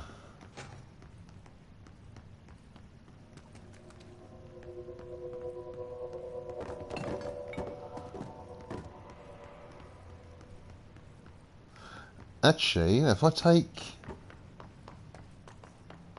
power cell from that. I can remove that one. Yeah. And put it in the other one instead. Yeah. My understanding of the darkness is fragmented, incomplete. This abyss, this void, it very much does not wish to be understood. Oh, Hartman, talk about a dark presence. Symbolizes knowledge, then it stands to reason that darkness would equate to ignorance. By its very nature, it abhors comprehension. Of course, my own nature drives me to comprehend all. We are opposing forces, destined to collide. And given this conflict of natures, we know that the light of truth will burn away the darkness, both figuratively and literally. Any significant light source can be used as protection, even weaponry against this metaphysical gloom. And then there are the artists. I know for a fact that Tom, Wake, the Anderson brothers, and Lane all had some involvement with the darkness. The question is whether their uncanny ability to affect reality through their art beckons the darkness, or did their work perhaps even create it?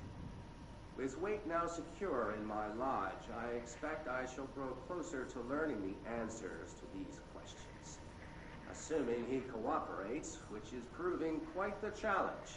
Well, perseverance is the foundation of knowledge. Speaking of, I must be off on my rounds. Huh. Interesting. Right, okay, let's throw this switch. I know I am going to be attacked by some hiss. There we go. Right, let's kick some ass. Shit!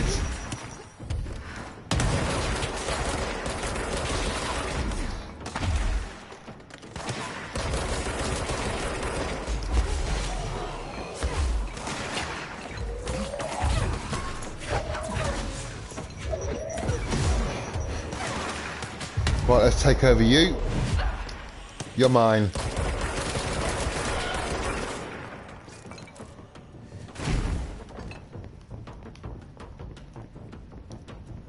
Got some of your buddies up there. Say hello to Mr. Death. Where are you? Take that, you bastard.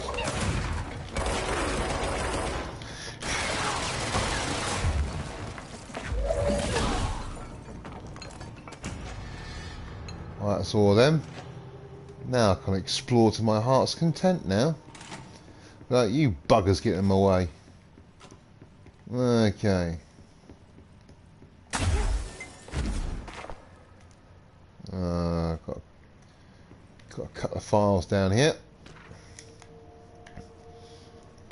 Interrogation complaint. Okay. Multimedia, that's that one dot we just listened to just now. Correspondence. No. Interrogation complaint. Kirkland, so you put me on desk duty just because I did the thing I was fucking hired to do my job? Want to know what I call that? Bullshit.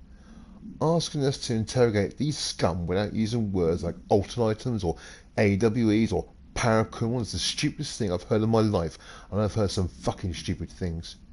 They already know the facts. How do they even know as much as us? If not more. And they get to sit there laughing at us while we dance around our words, trying not to leak classified terminology. They already know the fucking terminology. If you think pulling me off the case will stop me, then think again. That piece of shit blew up those tracks. He killed those people, all to make a train turn altered. We have him dead to rights, and you need to let me back in that interrogation cell so I can get him to flip on his buddies. These people are terrorists and deserve to be treated as such. This won't stop unless we stop them. You can go ahead and put me on suspension. See if that slows me down. Agent Hewitt. So this is all regarding a certain AWE that occurred, but that didn't form paranormally, but was created. And here it is. The event summary of the Eagle Limited. A train derailment resulting in 62 casualties and numerous injuries was suspected to be in the work of a paracriminal group known as Blessed. Well, I know that. As a result of this event, the agents discovered that one of the cars had become altered with a persistent auditory event. It remains to be determined whether the AWE was spontaneous or a direct result of the sabotage. Event response. The Bureau had been tracking said group at the time, and the intel gathered suggested an event of this caliber was imminent in Bloomington. As a result, a response team was on site, was able to respond to the train accident site within minutes of its occurrence. They arrived to find emergency processes underway, but also equipment left behind by the suspected group. A suspicious onlooker managed to elude agents after they attempted to make contact. Further investigation of the accident site revealed a curiously undamaged train car that exhibited an altered state when entered. This individual car was secured and transported to the investigation sector for further studies. Okay. Researching records. Okay. The Shadow. Basically, it's talking about different types of shadow entities that were at Bright Falls during the Alan Wake incident. Paranatural entity A-010, aka the Shadow, is an aggressive blank consistent of three known types. Type A, localized manifestations of sentient blank capable of occupying organic and inorganic material as well as exerting blank over its surroundings. Type B, shaded individuals, human bodies, blank by the Shadow, I think must be possessed by the Shadow. These individuals become notably more aggressive, but do seem to retain blank of their previous selves, memories of their previous selves. Research is ongoing as to whether this condition is reversible. Type C, shaded objects, similar to Type B, except that inanimate objects are blank, solely to be used as destructive tools, are taken over or possessed, solely to be used as destructive tools. So I know for definite that during Alan Wake, big bulldozers and large pieces of machinery and rocks and that were used by the Shadow. Basically, they just bombarded Alan. Each type seems to work towards a shared goal, possibly targeting certain individuals. See AWE-35, which is the Bright Falls thing, which may imply a shared link to a central intelligence. The threat this entity poses warrants immediate exploration of offensive and defensive measures. The investigation sector is being outfitted with additional lighting sources, some internally powered, to prepare for the eventuality of an attack. That's the only thing I can think of. So they must have gone through Hartman's notes and obviously got eyewitness reports from the various people that did survive the AWE, including Alice Wake, and deduced from that light sources are central to defeating this dark presence or shadow entities. Okay, see any other files down here. Oh yeah, the one I took over, he died. Agent Fisher, day 6 inside the motel. Right. Surveillance methods are as follows. Let's listen to this properly.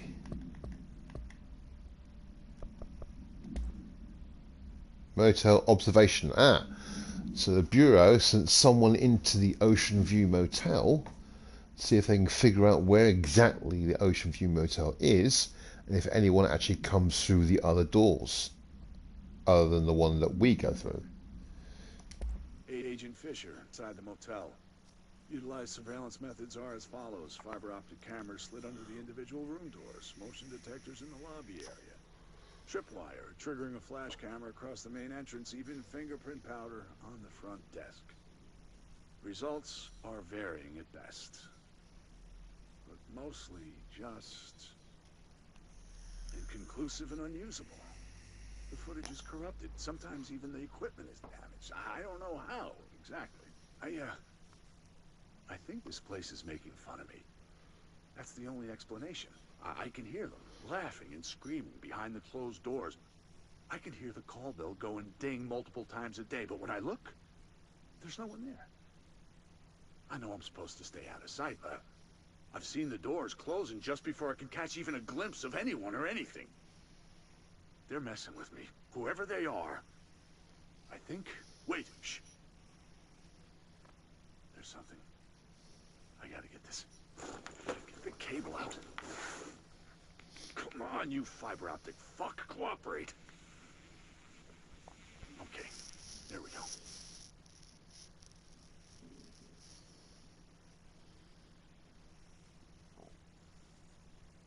Alright, that was fake, but I definitely heard movement coming from the hallway.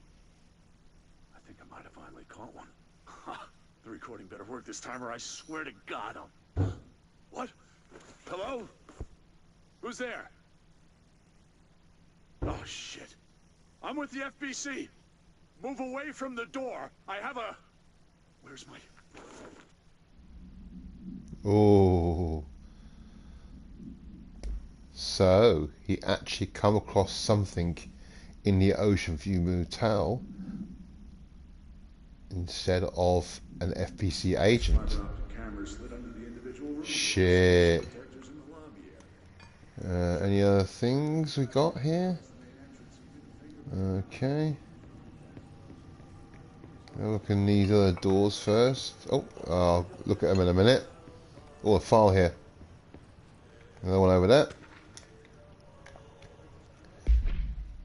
Black market. Official findings report: illegal altered item market. A black market hub specializing in the trade of occult talismans, relics, and other assorted ceremonial objects, as well as genuine altered and paranatural materials, was raided in something, Czech Republic, by a team of special investigators. Unsuccessful attempts by suspects to escape using altered items resulted in numerous casualties and prevented the Bureau from questioning all participants. The following interrogations revealed that not only is there a vast network of these retailers, but that they seem to be gathering information on altered items and other paranatural materials from sources known to the Bureau. So, it's not just the FBC that knows about these altered items, but certain paracriminal organizations know about them and they're actively going out seeking them. For what reason? We don't know.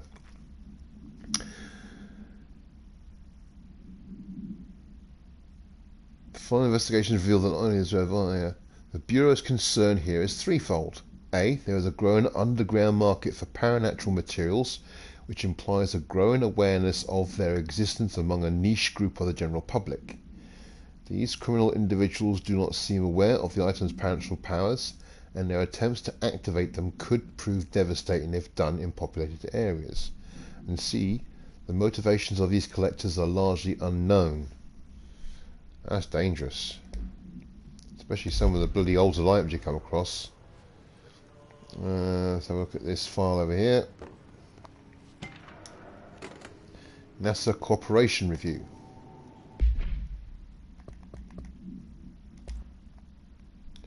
Following the NASA FBC Coordination Agreement of 1972, the Bureau has provided NASA with numerous technological advancements based on our research, including the black rock lining now found in all spacefaring vessels. In return, all data gathered during space missions is made available for Bureau researchers to analyze. Recently, certain individuals have raised a concern that this relationship does not adequately benefit the Bureau, either intellectually or financially. A thorough examination of the costs accrued by both organizations has shown that the expense of NASA's recent launch of the blank, must be a shuttle, far outweighs any spending related to the processing and delivery of black rock. From its medium Earth orbit, the blank, must be a satellite, will provide the Bureau with an unparalleled resource for remotely monitoring and photographing AWE sites, a resource that would be lost if the partnership ends. It is the opinion of this committee that maintaining a cooperative relationship with our colleagues at NASA is of vital importance. Okay. Right, any other files down here? Right, look in these two rooms down here. Right. Oh, yep. Reminder, all employees...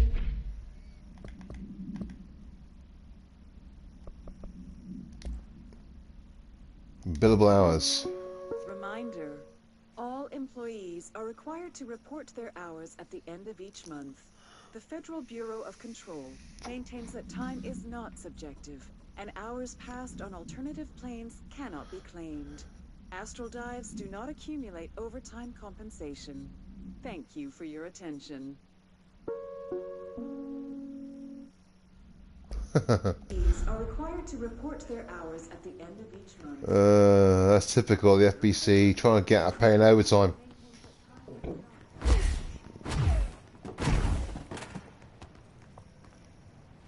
Oh.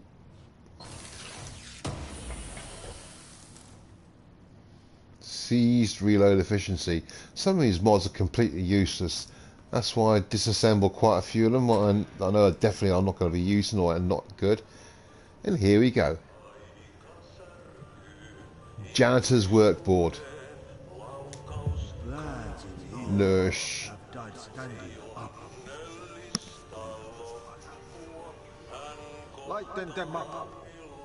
Ah, more plants. Which Alright, let's go make some new friends. I've already done 2 areas. Now what's this one? The air here is getting bad. The vents, they are full of mold shit. It's not cool for you. Headache, nausea, old man, depression. How can you tell when you are ready? Right. Right, oh, shut up, Artie. Right, I've already cleared one area of mould. And let's have a look at this. Darkness everywhere. New day, same old bloody city, says the old way. Like dark but good for nothing. Get rid of it. So, I haven't eradicated. So I've cleared 2 areas with the plant. I haven't eradicated the mould in the other 2 areas. I've done it only in 1. There's obviously some areas I got to get rid of the darkness. So basically, they're jobs for me to do active investigations. Claim a control point.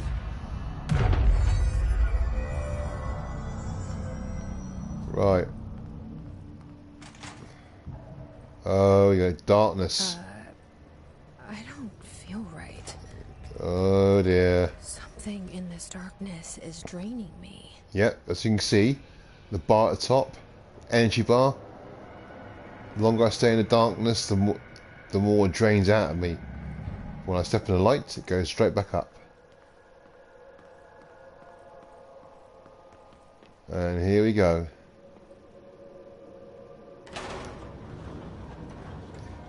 Introducing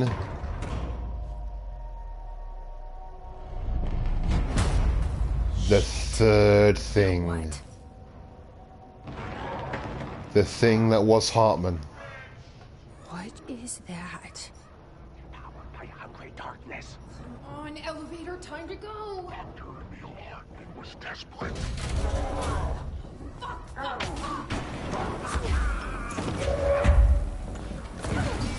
So you don't like light? Well, that's one.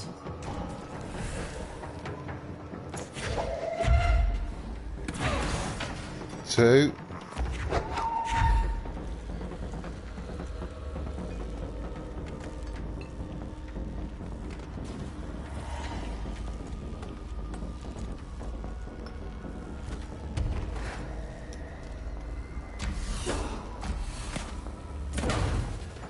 Shit. Ooh, that was close. Got another one over there.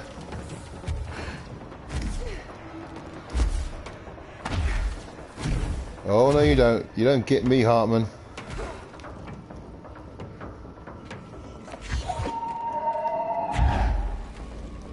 Another one over there somewhere. Oh shit. Right, let's go.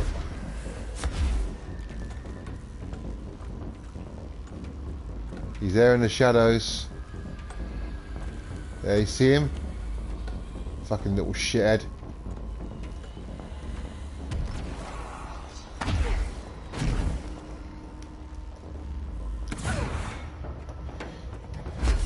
Oh shit. Shit. Ooh, fucking hell. Come and get me, bastard.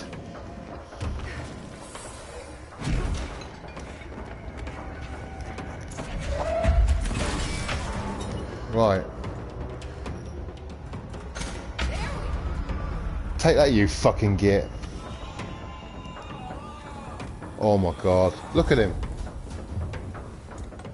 That's disgusting. Yeah, bitch.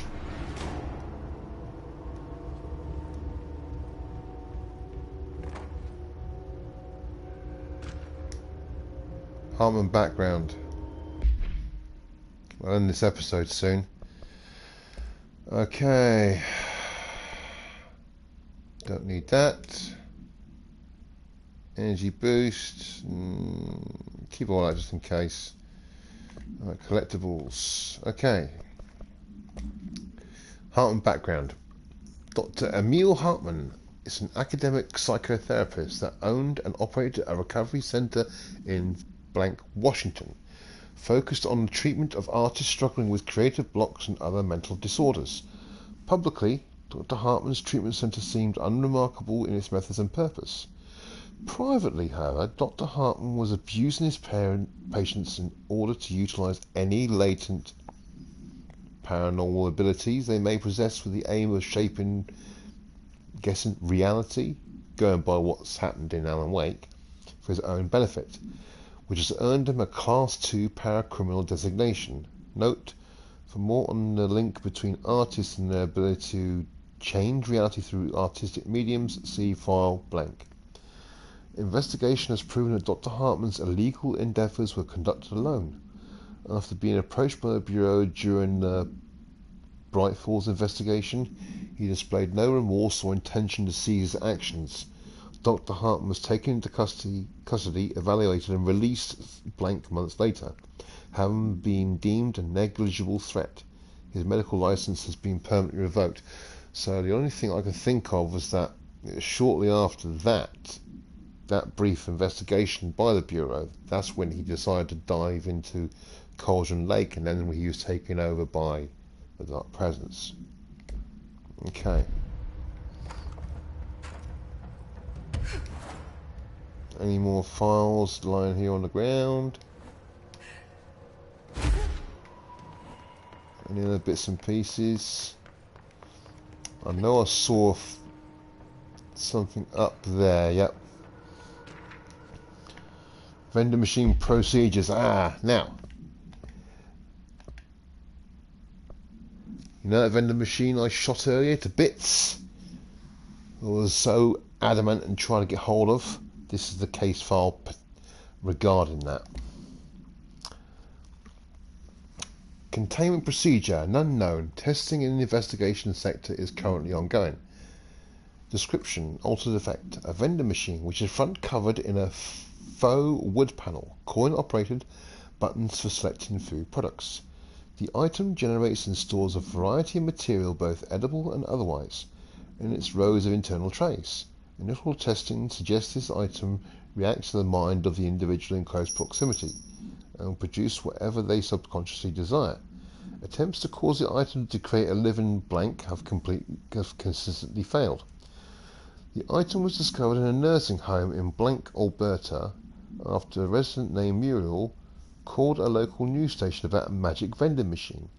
The news story reported that the nursing home staff was purposely stocking the machine with distinctive food and objects as a way to raise the residents' spirits. The Bureau response team encouraged this story while confiscating the item. Okay.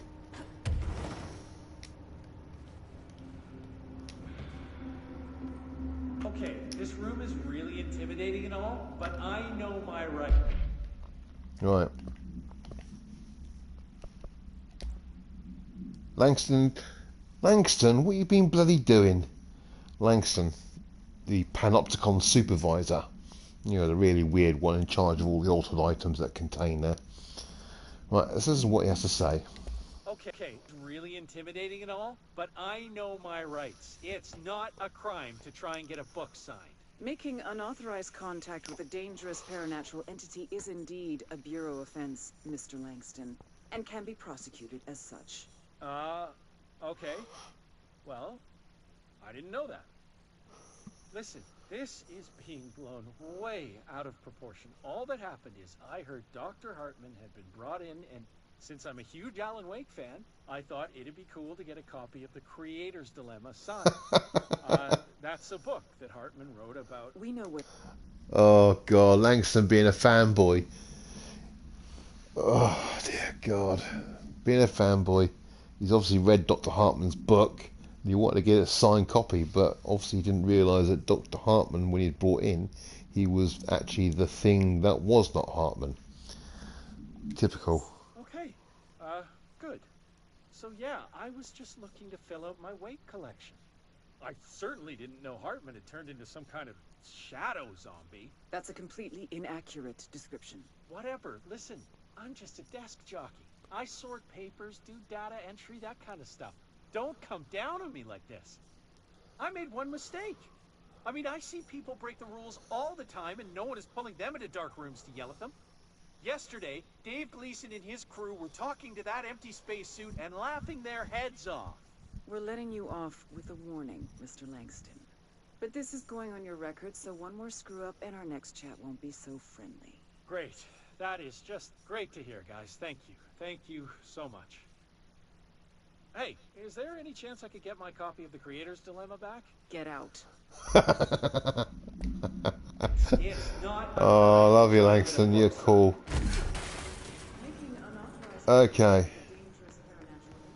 I'm looking here first and up there. Anything up here? Any files up here? No. Right.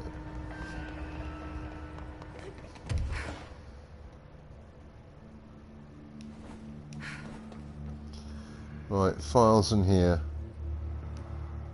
No. Oh, there's something here. Night Springs screenplay, page 1. Well, I'm not going to read the screenplay. I'll have a quick look at it.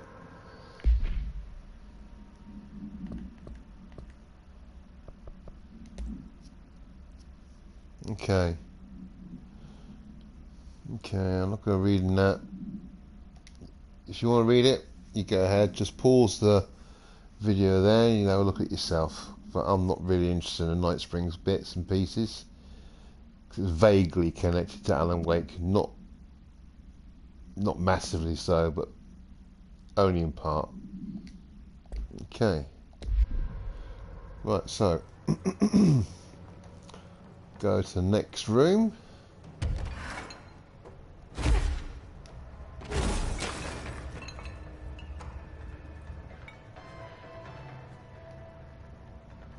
Arcade machines.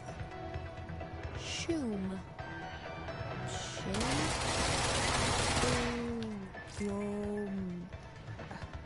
Whatever.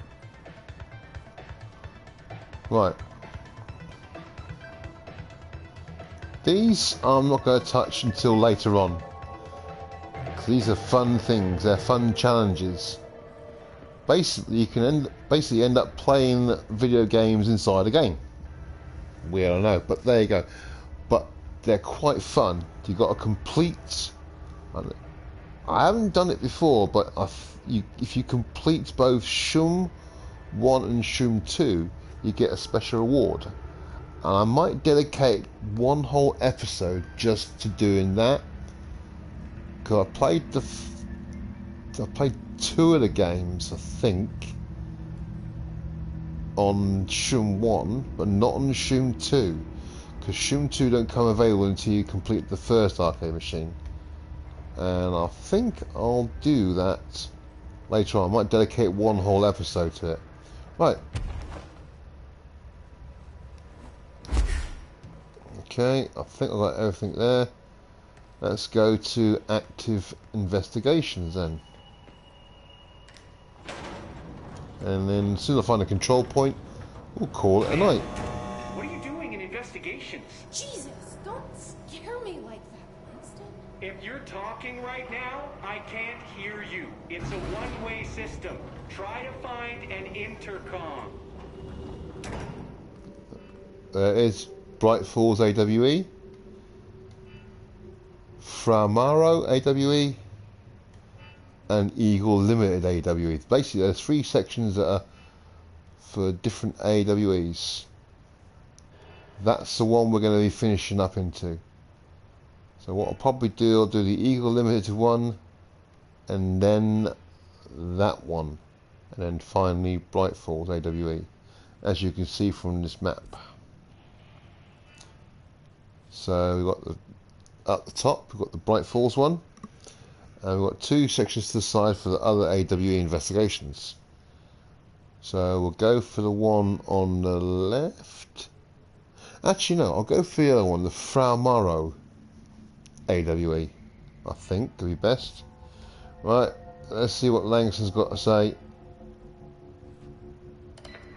Langston, it's me, Jesse. I know. I can see you on the monitors. The cameras in there haven't worked since we sealed that sector off a couple years back. Let me guess. You sealed it because of the monster guy. Wait, did you see Dr. Hartman? Yeah. Jesus, I really wish you hadn't opened that fire break. Okay, listen, you need to find Hartman and kill him before he gets out into the Bureau. That thing is a person? He was a person. We brought him here to study after he was, altered in an AWE. I forget the medical word for what happened, but now light physically hurts him. Do you have a flashlight? No. A lantern? Headlamp? Oh yeah, flare gun. Oh, Christmas lights. You got them around your... I don't have any of those, Langston. Shit. Yeah. Okay, well, I'm sure you'll think of something. I'll keep an eye on you from the panopticon. This is kind of exciting, right? Maybe from where you're standing. Right, okay, well, break a leg. Oh, why did I say that? Yeah. This Hartman thing can't have gotten very far. Let's go flush him out. Langston was right. This is kind of exciting.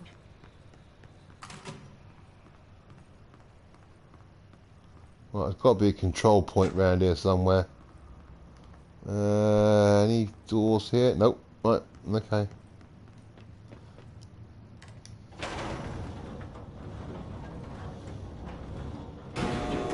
It's just nice to have someone to talk to. Oh, you know? please, Ever Langston. since I got put in charge of the panopticon, people treat me different, like I'm crazy for wanting to work with altered items. People just don't understand the altered items like I do, you know? Oh, shut I don't up. want to brag, but it does take a very empathetic mind to connect with the items. Doesn't Still, I want to don't know why brag. people are making it so personal. Right. I mean, the teams in research handle paranatural materials every day. You're not Maybe altered. that's not true. Let's clear the way. Weird, it's charmed. Altered items really aren't that frightening once you get to know them. If Oh, you shut figure out up. What they like or don't like, you know, what sets them off. there's nothing to worry. I guess at the end of the day, we're still just wild Right. animals. Let's have a quickly look at what we've got here, and then we'll finish the episode. No, get rid of that. Don't need it. Scared of our own shadows. We're supposed to be on the same... Abilities. I've got 2 ability points. I need 8 in total for that one. Need 3 there. I need 3 there, but the one I want to go and max out is that one. And then, yeah, that one and that one. So levitation duration and ground slam damage. And launch up to 3 objects, which is going to come in handy. When I've maxed out those skill trees, then I'll work on the shield. And if I've got enough ability points by the end of the 2 DLCs, I'll try and max out the other ones. Okay, so I'll leave the ability points for now. But sometimes it feels like Astral constructs. Weapon forms. Construct surge. Right.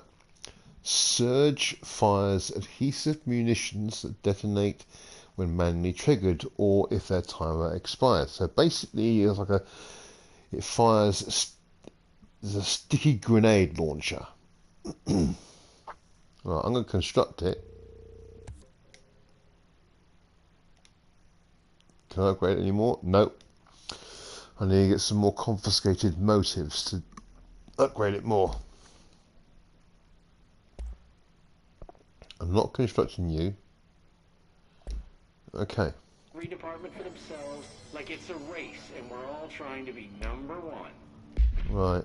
Let's see what mods I can put on it.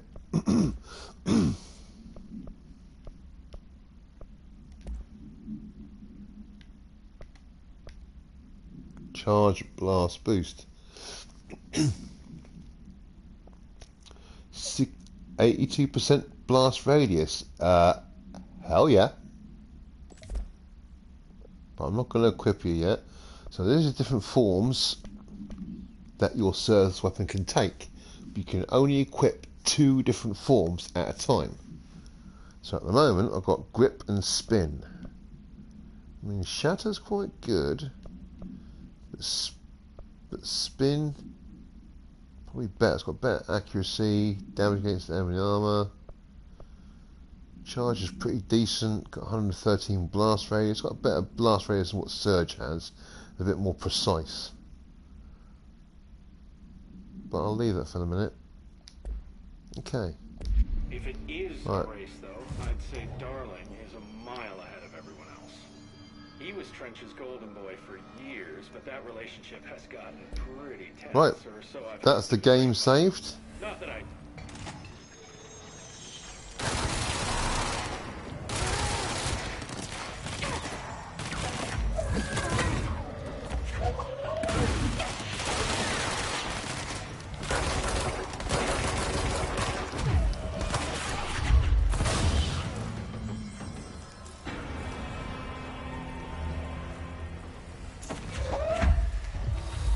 I'm going to burn you away and I'm going to go back to control point and save.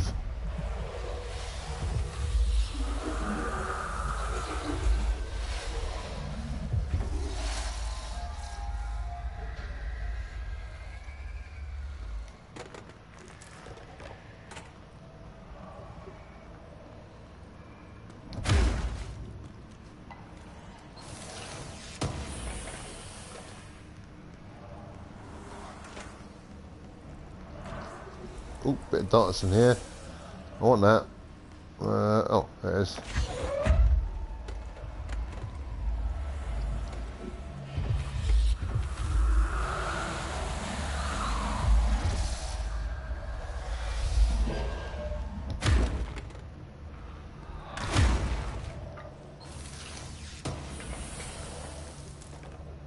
Oh, okay. Right. Now I've cleared the way there. I am now going to go back and save, and I'll call it a night.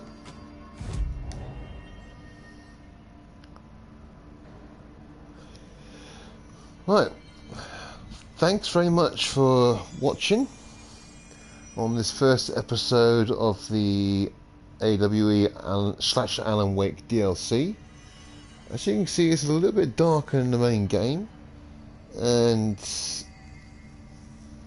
very good. It's very well written, the way it connects both this universe, the Control, with the Alan Wake game, and made it a sort of shared universe. If you like the episode, please hit that like button, and if you haven't subscribed and you'd like to support this channel, please do feel free to subscribe. And I hope you enjoyed it, and I'll see you in the next one. Good night.